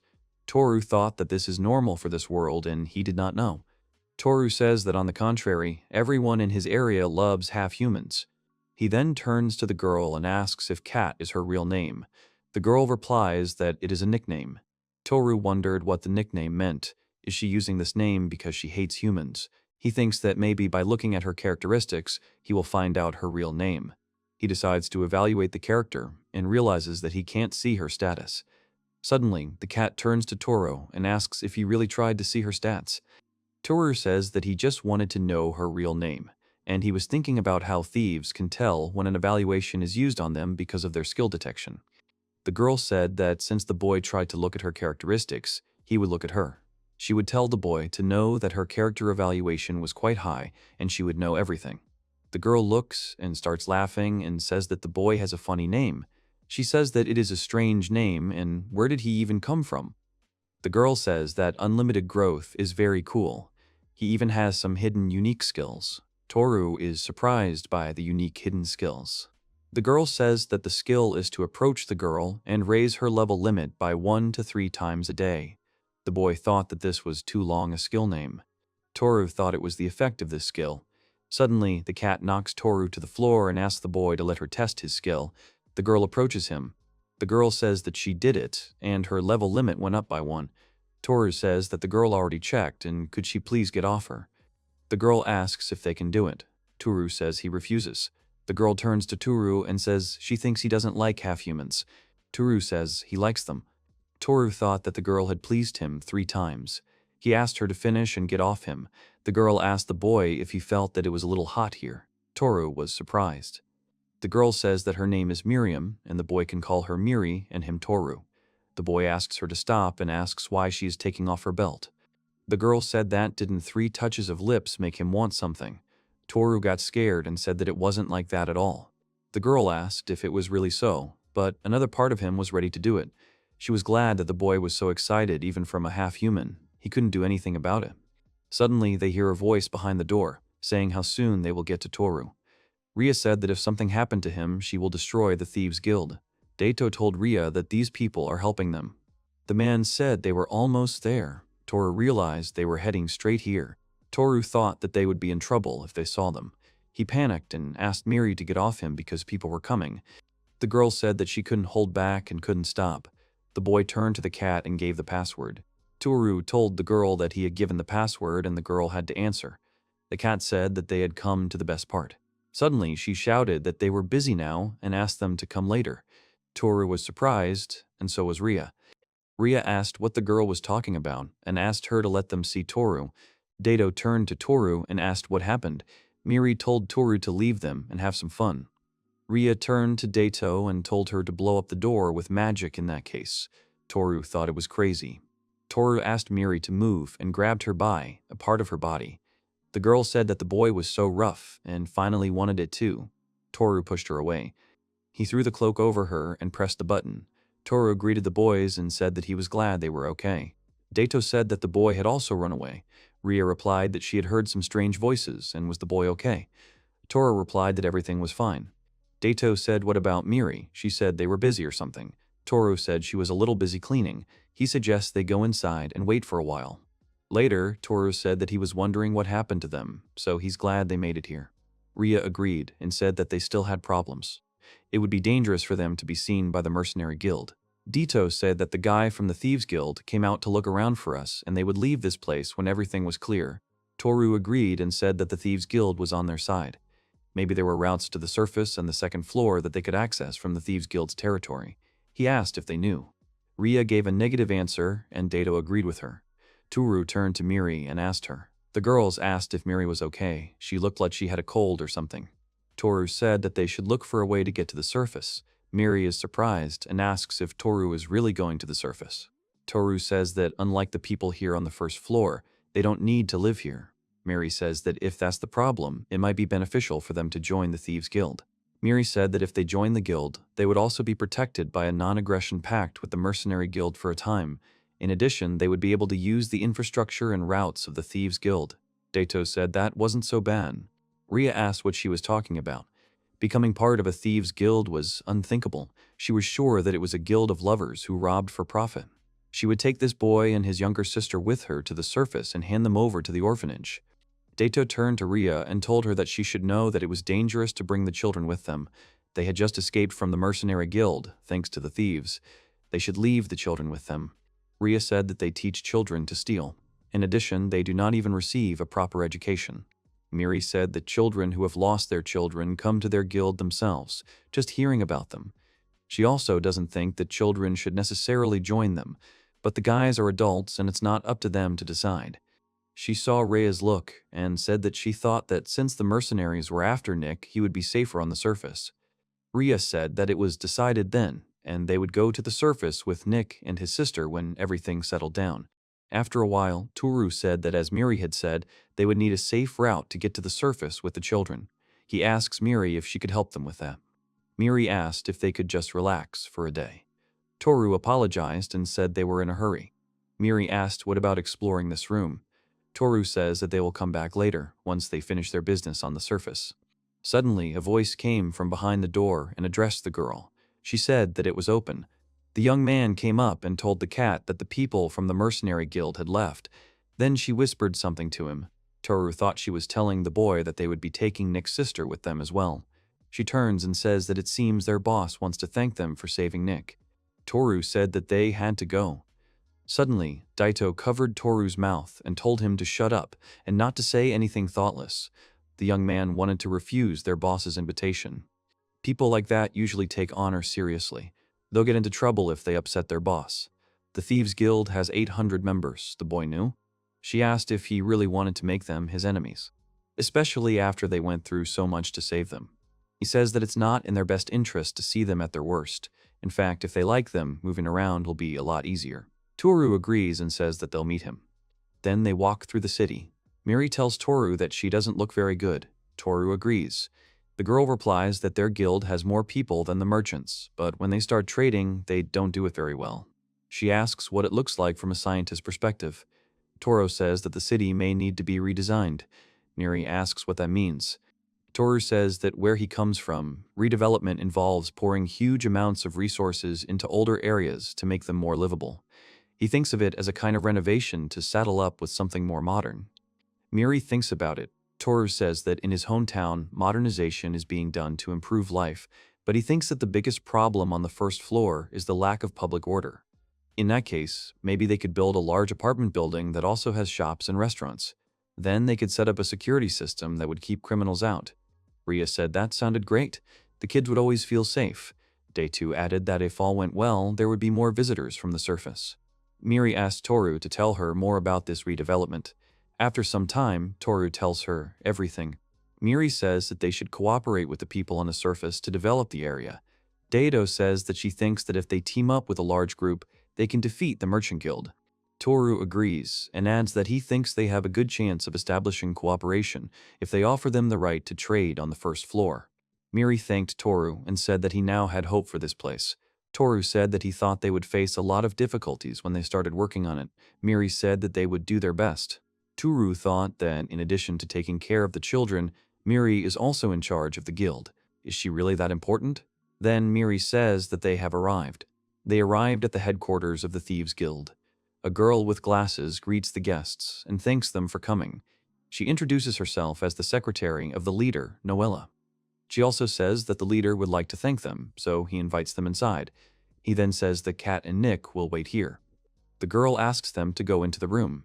There is a bed with a girl on it. It was their leader, Dorothea II. Toru realizes that the leader is indeed a girl. He greets her and says it's nice to meet her. Daito says that she's glad to meet her. The girl remained silent. Noella says that it is her role to convey the guest's words. She apologizes for such inconvenience. Toru thought that it was to keep the leader's true identity from being revealed.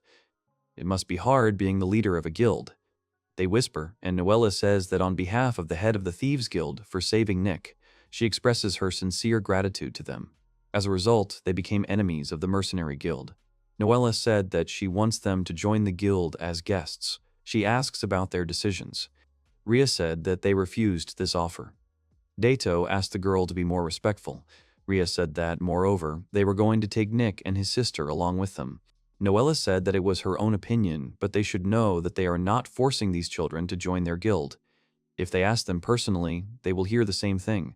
Rhea says she understands this, but these children have a right to live in safer conditions. Noella turns to Tor. She asks if he can promise to provide Nick and his sister Marie with a peaceful and safe place to grow up. Rhea said that they promise. At least that place will be much better than this one. Toru asked to give him time to negotiate. Noella agrees. Toru approaches Rhea and says that he thinks the orphanage she supports will treat the children well. The girl agrees. Rhea asks Daito and says that maybe it's too much, but can she count on her support? Daito says that she has no choice. Toru asks Shizuka and she starts twitching. They smile. Toru turns and promises them. Noella smiles and nods. She says that the leader said that she would entrust the children to their group, but on one condition. The children would be accompanied by one of their guild members until they arrived at a safe place. Noella asks them not to worry and tells them, among other reasons, the presence of a member of their party will reduce the chance of other guilds causing them trouble. This will make their journey easier on many paths. Toru says that in that case, they will inform them of the successful escort of Nick and Marie. Noella says that the leader is very grateful to them for that. They will be warmly welcomed next time. After a while, Noella says that she will call a guild member to accompany Nick and Marie. Toru then says that it was tense. Daito agreed. Toru thought that Miri had left, and he wanted to see her one more time before they left. Then Nick and Marie showed up. Rhea told them that they could rely on her. Miri comes up to them and says that she will go with them as their escort. Miri asks the boy what he is unhappy about. Toru says that everything is fine. Miri says that living underground has become rather boring, so she wants to go to the surface for a change. Toru is happy. Miri says that the leader said that she can show them a special exit from the Thieves Guild to the surface. It's the shortest way from here. Daito says that's really wonderful. Miri asks what the young man thinks of their leader. Toru replies that she is a beautiful person. Even if only her silhouette was visible, it was obvious that she was very beautiful. Miri agrees. Toru says that her form is also simply enormous. Miri pinches him. After a while, Toru says that they finally came to the ascent to the surface, and he is a little excited. Miri asked if the boy doesn't go outside often. Toru said that he doesn't actually go outside for some reason. They climb the stairs and find the light, and it seems like it's not far away. They reach the surface. Toru thought that this is what the other world looks like. He sees a city. Rhea says that the city is Heraclion. Since it is near the Yomi Labyrinth, it is also called Yomi City. The Adventurers Guild is also there. Rhea asks the boy how he likes their world. Unlike Toru's room, they don't have electricity or computers. Daito asks Rhea not to say that because they also have shops and many comforts in the city. Toru asks Shizuku what she thinks. Shizuku says that the air here is so clean, and the sun is so bright, and the villa is just incredibly beautiful, and this world is the best. The girls smiled and decided to show Toru around and drag him to all the places in the city.